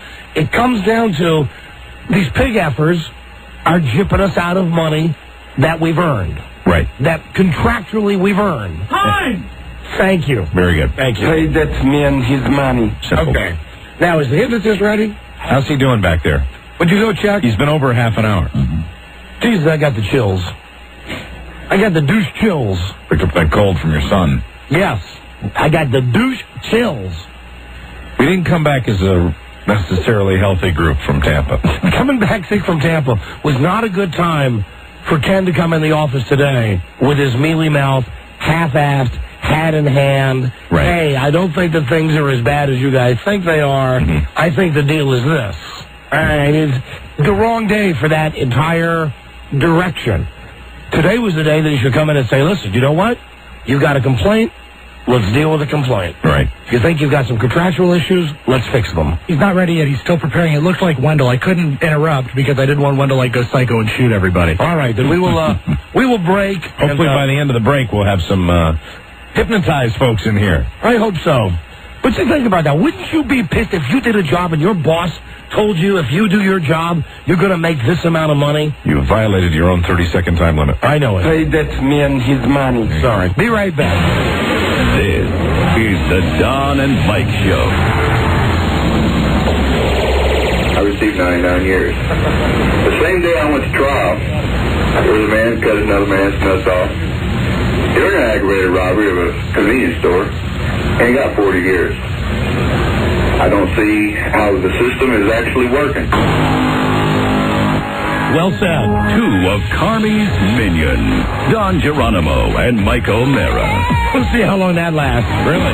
Hey, let's get Gary, the hypnotist, in here. Rob, would you please check and see what the deal is if he's interrupt him, Rob. Go ahead and interrupt him by now. See if he's hypnotized either Lisa or Wendell by now. I didn't want to go in there. If not, well, Rob should have taken one of his pills. If he took one of his pills, he's like, Gary! He's much more assertive when he takes his tranquilizers. Gary, how are you?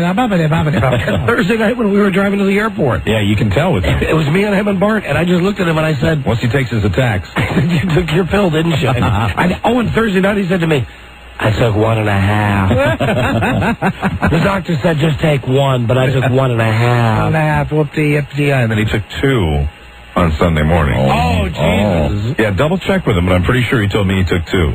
His attack. Rob Downey Jr. Rob, you got it there? Okay, here's the... Rob, you took 2 on Sunday morning, right? Yes. Yep. He needs 15 minutes, he said. Oh, yeah. Okay. 15 minutes. That's what he said. Wendell trouble again, I think. 15 minutes. Well, then we'll just move on with the show.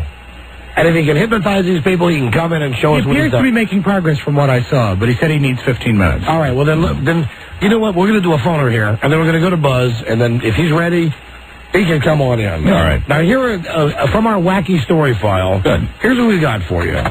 2 people who think they have the Colonel's recipe. From Shelbyville, Kentucky.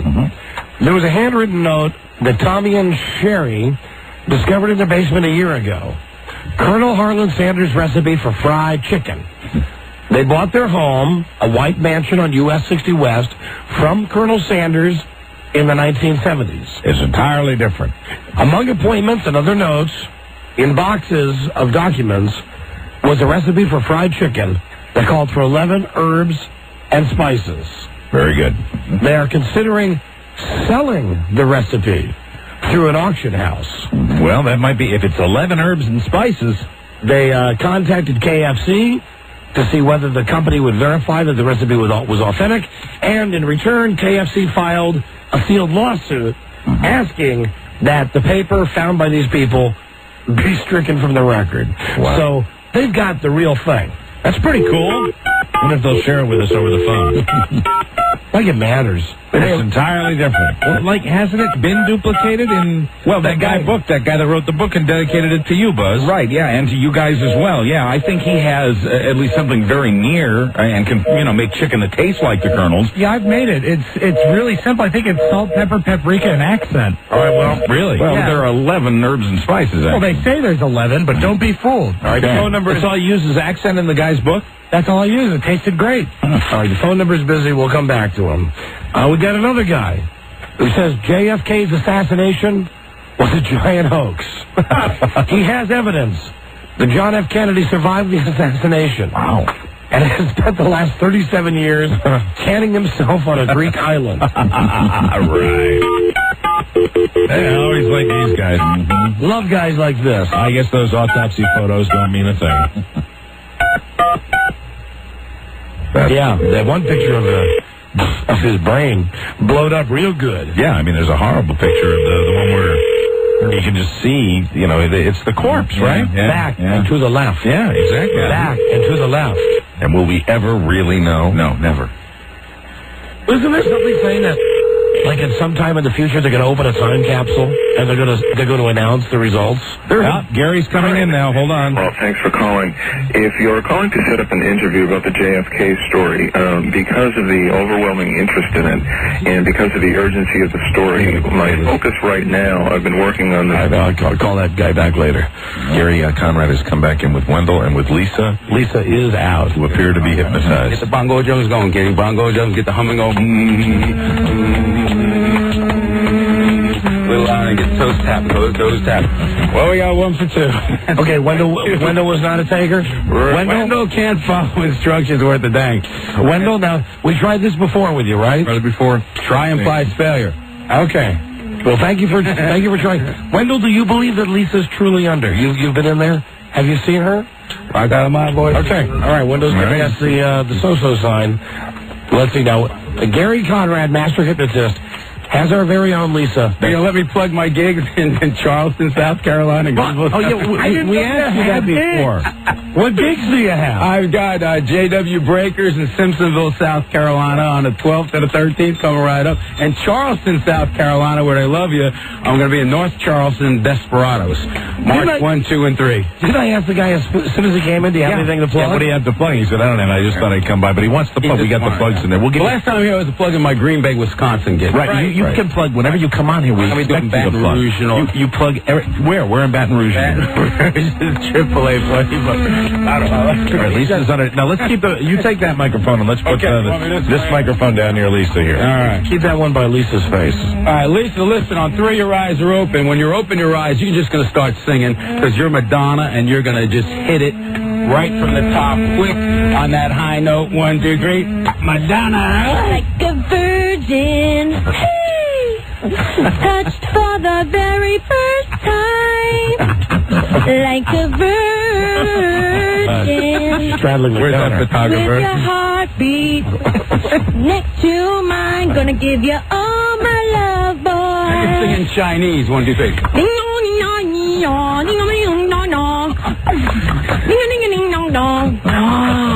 Now back to English, Madonna. Like a virgin. Hey, touched for the very first time. You gotta see her. She's into it. Yeah. She like is. a virgin. Looks like Madonna. With your heartbeat next to mine. Stand and sleep, child. All right, listen. Whoa, you got good posture there. Oh, Gary. He does like it when Lisa is leaning against him. He does. He likes that a lot. Keep your eyes open. You're going to be your normal self, except for a couple things. Every time I snap my fingers, you're going to notice that Mike is the most attractive man you have. Oh, no. Okay, you just sit on his lap and remember. No. Do it to Don. Do it to Don. Yeah. That's kind of a fantasy. Yeah. Change it, please. All right, on 3, you're just going to do that for Don. The more I snap my fingers, the more attractive he becomes, the better he smells, and you just want to get them earmuffs off him so you can blow in his ear. 1, 2, 3. Eyes open. How you doing, Miss Lisa? Guys. Howdy. Sounds like pretty good, Nathan. Hi, Don. Hi, howdy. I'm glad you're back from Florida. Thank you. Nice to be back. She's coming over on the other side. Here we go. You're on the console. All right. You lucky devil. Okay. How do you smell? You smelling them? The new cologne you're wearing. Oh, God. Oh, she is picking up better when you're blowing his ear. She's picking up my headphones. I am guessing she's blowing on the back of my head. It smells 3 times better when you rub his belly. 1, 2, 3. It smells don't rub my belly. Don't rub my belly. Jesus Christ. It smells 5 times better when your hand's under his belly, right through his belly button. 1, 2, 3. Oh, okay. All right. You knock it off now. Down to 3. Don just tooted. It's horrible. 1, 2, 3. Oh, he just tooted. What's wrong, Lee? Come on. Where are you going? Where are you going? You know that citrus spray? Yeah, here you go. And now, is she really under? I don't know. How's that? What do you guys eat? She's spraying. Jerry, why don't you try that same thing with Rob? Try the same thing with Rob. Whoa. Get the bongos, Charles. Get the bongos. And the hummers. I enjoyed it. You should. But I think there's a part of her subconscious that always wanted that. I'm sure that believes it's true. Absolutely. So why don't you try it with Rob A? Can you do the same thing with Rob A? Well, you want to make a little. How about they dance together? Yeah, can you do that? Can you have them do a sensual That won't dance? be good radio, but if you want to use your wordsmith... Yes, we want to see it. Yes. Dirty dances with Rob. Okay. Listen, on 3, your eyes are open. You're a dirty dance teacher, and you're teaching Rob how to dirty dance quick on 3. 1, 2, 3. Eyes open, listen. Okay. That's wonderful. Okay. Hold on. Could you get her by the microphone there, Robbie? Thank you. How about one hand here? How about it? One hand here is good. Right. I'm going to put my hand on your shoulder. Okay. And then one back here. Okay. And we just want to kind of put our knees, like intertwine our legs. And we kind of just want to grind. Oh, my God. Actually having sex with Rob now. Mike didn't want this. Oh, my God.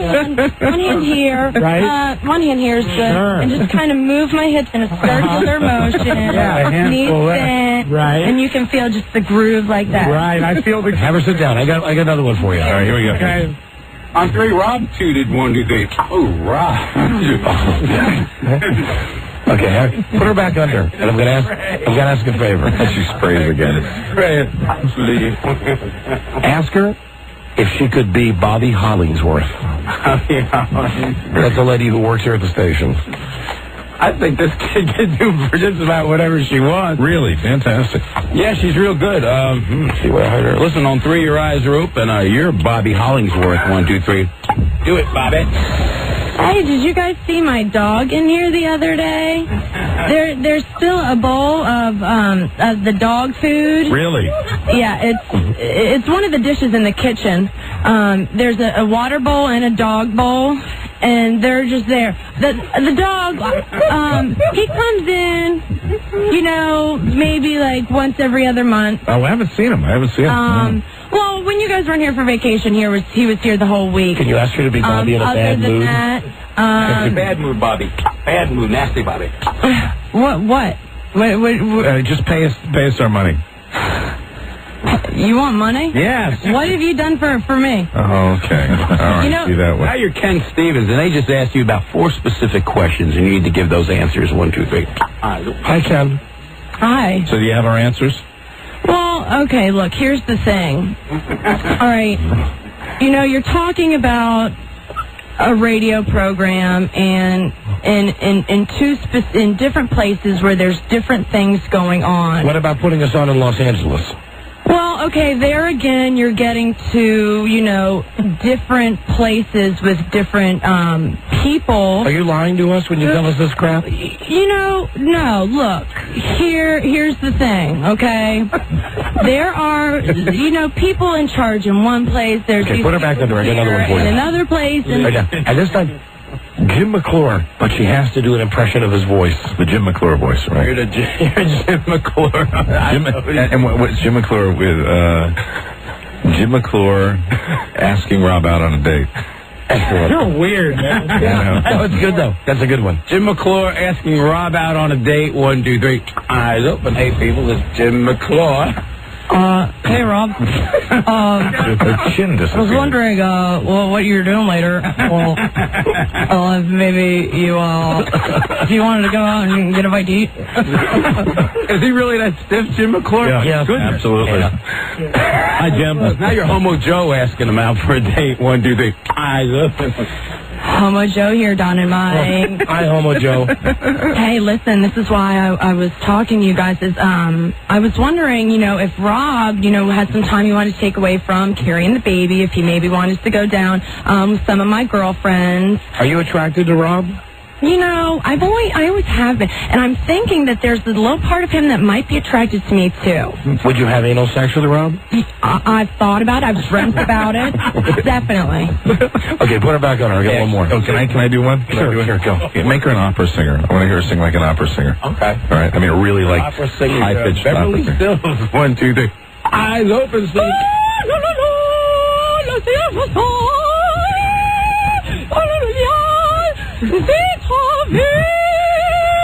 Okay, put her back on there. Now you're Tom Gavin thinking he's an opera singer. 1, 2, 3. Tom Gavin. Hey, guys. Okay, put her back on there. Put her back on there. Okay, now have her be a monkey. Have her jump around and be a monkey. No, come on, please. Please have her be a monkey. You think you're trying out to be a monkey? You don't like monkey, huh? You draw the line at monkey. Oh God, you're gonna spank a monkey on there. No spanking. No. See if she can act like a monkey. You're a monkey. You want to do? I don't know.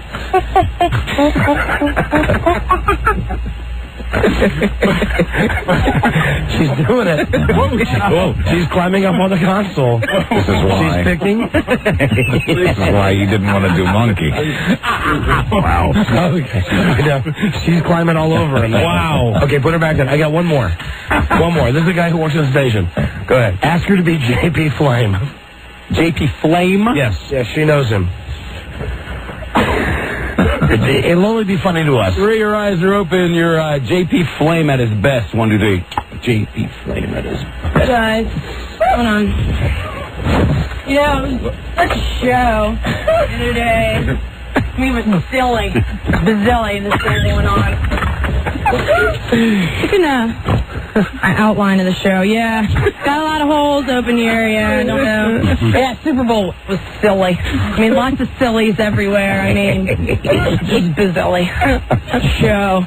Well, my little one, my little kid, yeah, she's silly. Have you gained weight? 1, 2, 3. Gain round. Go get in, hot dog. Ow, oh, man, what? Yeah, ow, hey, up, here, talk, get down, down. What do you think of the Super Bowl, James? Hey, your head, get down, ow, ow. How do you feel, James? Oh, hee-haw, good. Feel good,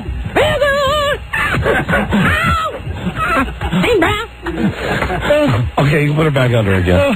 Hey, Brown. You put her back under again.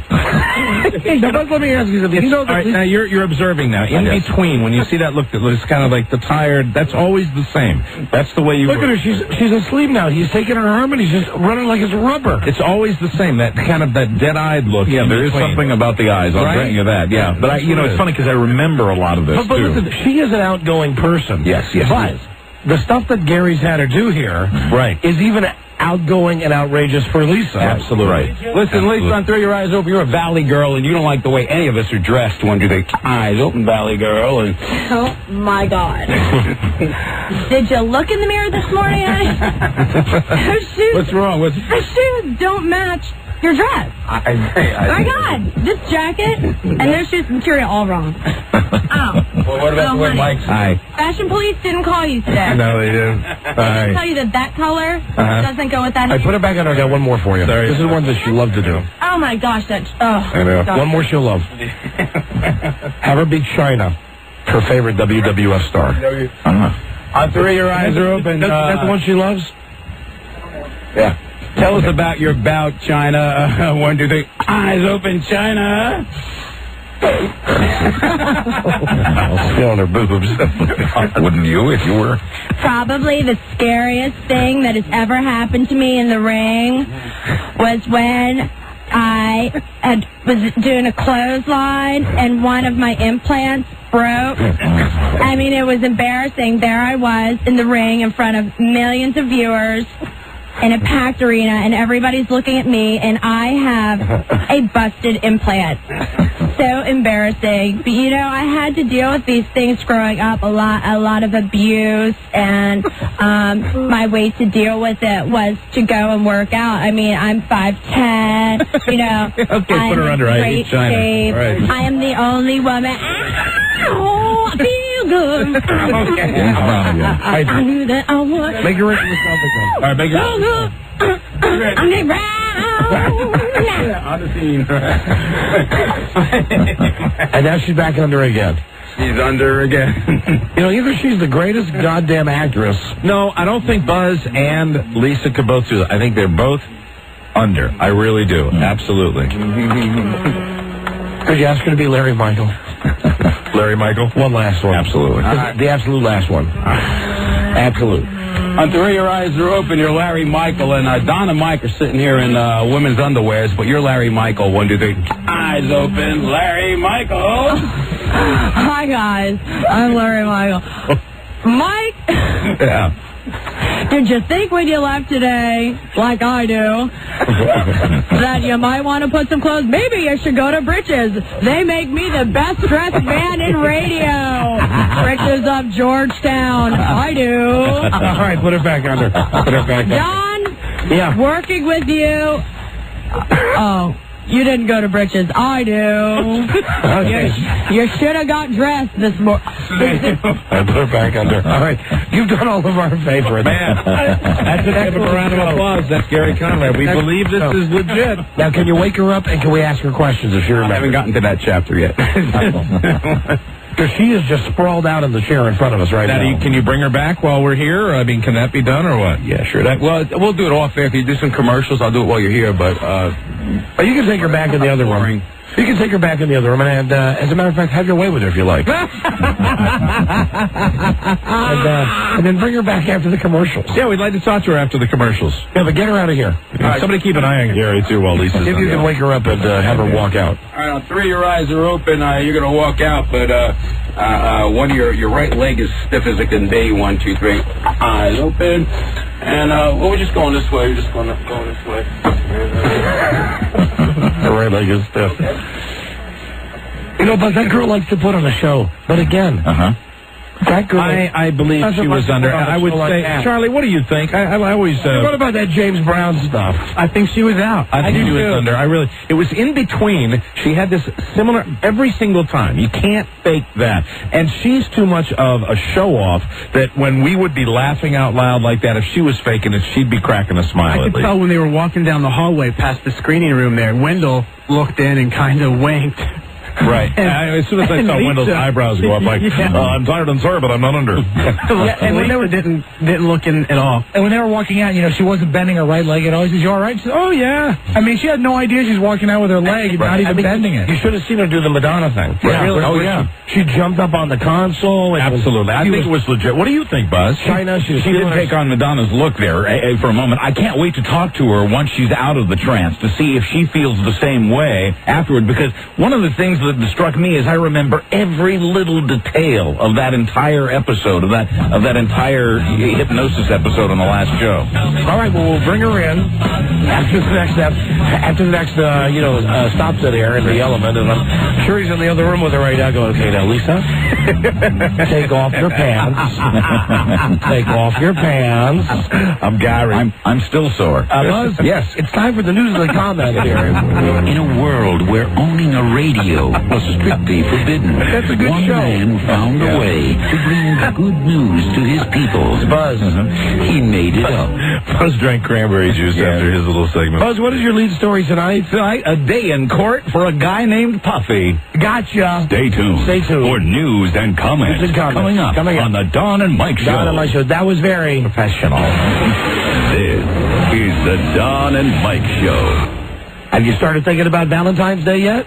Having a hard time coming up with something that's different, something not outrageously expensive, something fun and easy, something really special for that special someone? Well, the answer is a worldwide monkeygram. 1-800-858-5101. A monkeygram is a cuddly, huggable, super plush monkey that arrives in its own special box. It comes with the finest truffles from Green Mountain Chocolates and a handwritten personal message of love. Imagine your loved one's face when the box arrives at the office or home, and out comes this adorable gift of love with truffles and a message like, whenever I'm not around, hug this monkey and think of me. It's so easy to send a monkeygram for Valentine's Day or any special occasion. Call 1-800-858-5101, and one of our monkey business professionals will help you make this a gift that truly represents just how you feel. Monkeygrams start at $39.95 and will keep giving love long after Valentine's Day. Call now, 1-800-858-5101. That's 1-800-858-5101. Call now. What's the word in Planet Crackpot? Ladies, step into their studio and talk to St. Peter. The Don and Mike Show. Time for news and comment here with Buzz, sponsored by Egars.com. Egars.com has great gifts for Valentine's Day, including cigar samplers from Macanudo, Articus, and Punch. That's www.egars.com. Bringing us the news and comments. And just ahead of Buzz, Gary Conrad. Gary, whoa, where are you going to be? Where do you want to hike? I'm going to be in, you told me I'm going to be right outside of Grand Forks, North Dakota. Fargo, they hear you? Yes, up we're there in at the, Fargo. believe it or not, the Westward Ho. Can you believe that? Westwood H.O. That is the name of the place, the Westward Ho? Yep. That sounds like a fascinating joint. Classic place. And where else do you want to plug? Oh, we're going to plug Desperados in North Charleston, South Carolina, J.W. Breakers in Simpsonville, South Carolina, and goodness gracious, where the heck else they got me? A lot of your places where you're heard, they've got me performing. So are you getting your little itinerary out there? I'm trying to find out where. Well, while you're getting your plug sheet out, let's not very organized for a hypnotist. Baton Rouge. Let's talk to Lisa for a second. Lisa, do you remember what happened to you? I can remember. What do you remember? I can remember singing. What did you sing? Do you remember? Singing and dancing and stuff. I can remember kind of being aware of what was going on, but not really. I could hear. I was just very relaxed, just kind of going. You still feel a little weird right now? Do you still feel a little? My hands are shaking. They are. Wow, it's a beautiful sight. But you came over and felt, looking at your hands. You came over and felt me up. Yeah. Yeah, I know. It's a shocking thought. Not exactly the response I was looking for. He's rubbing her face. And that's when she came over and felt me up, and she's had the look of horror. She's ready to die. Hi, Mom. And you dirty danced with Rob.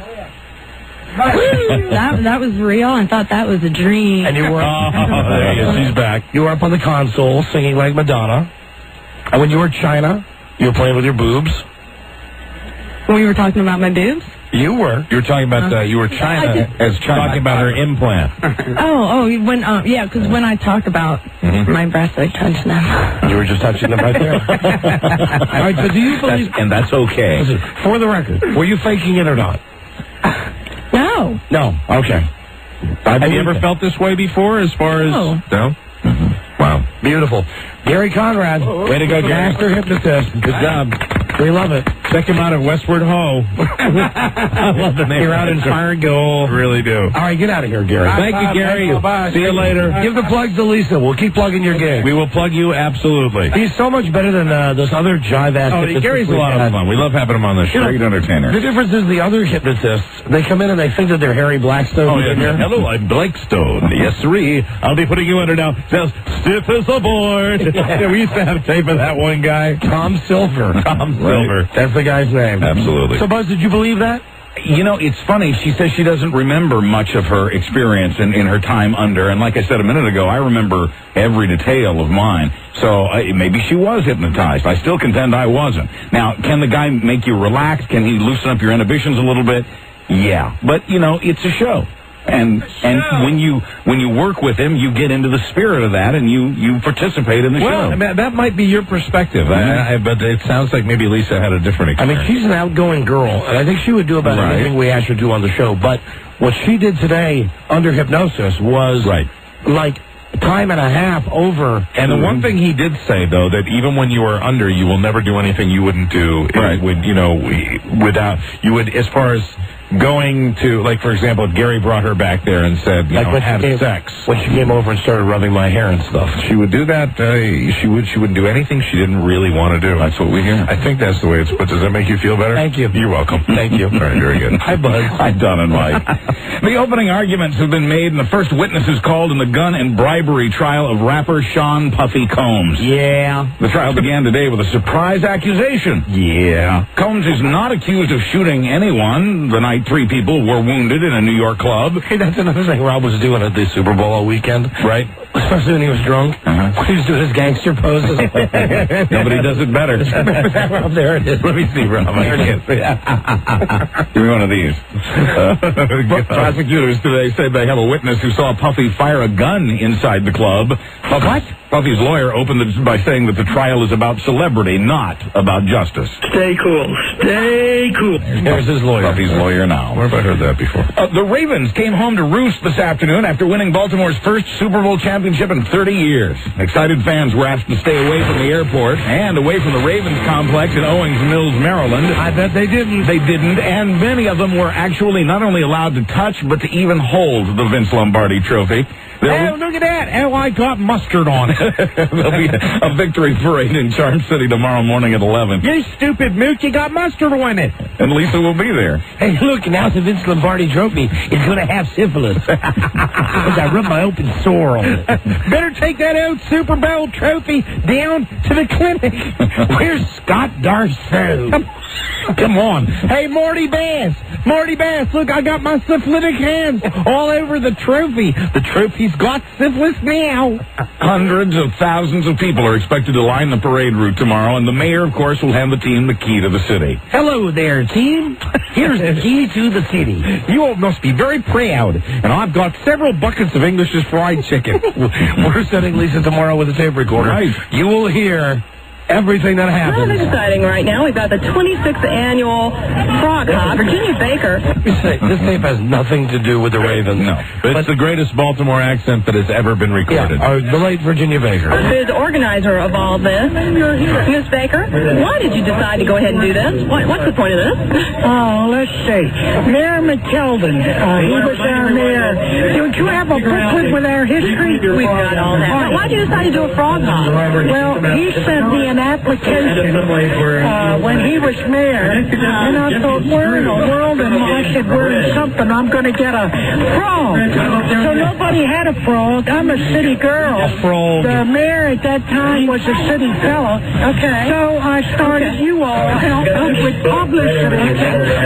We have to run right now, but thank you. It looks like a really good idea. In fact, we've got some frogs on the loose. It's going to be going on for a couple more minutes, and look out. You want to control room? It's like, get her off. I heard a news report on a radio station today, WTOP, that is all the TV inane crap was dusted by this thing. They had. And now we've got our reporter, such and such, Joe Mook, who was at the Simpson family's house, and, well, they had, let's see what was on their menu. And they go to the report and say, it was a big day for the Super Bowl as they had spicy chicken wings, Coca-Cola, and lots of fun. I'm reporting. That counts as a report on CLC. I couldn't be. Yeah, absolutely. Fine journalism. The ratings were down just a bit, but a Super Bowl is a Super Bowl. CBS estimates that 130 million people watched the game last night. That would give the show a 40.3 rating.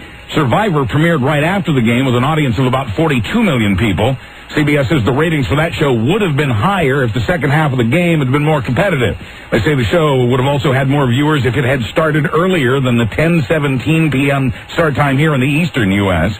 The audience was, in fact, bigger on the West Coast, where Survivor started 3 hours earlier. Like I say, you just cut off the stupid game at 9:30. Yeah. And you say Baltimore's going to win. Now we're going to play Survivor. We'll come back at 10:30. We'll play you the same for the rest of the game. I don't know. I think they'd run you right out of town. Buzz, hold on a second. Okay. We got a break. We'll be right back. This The Don and Mike Show. With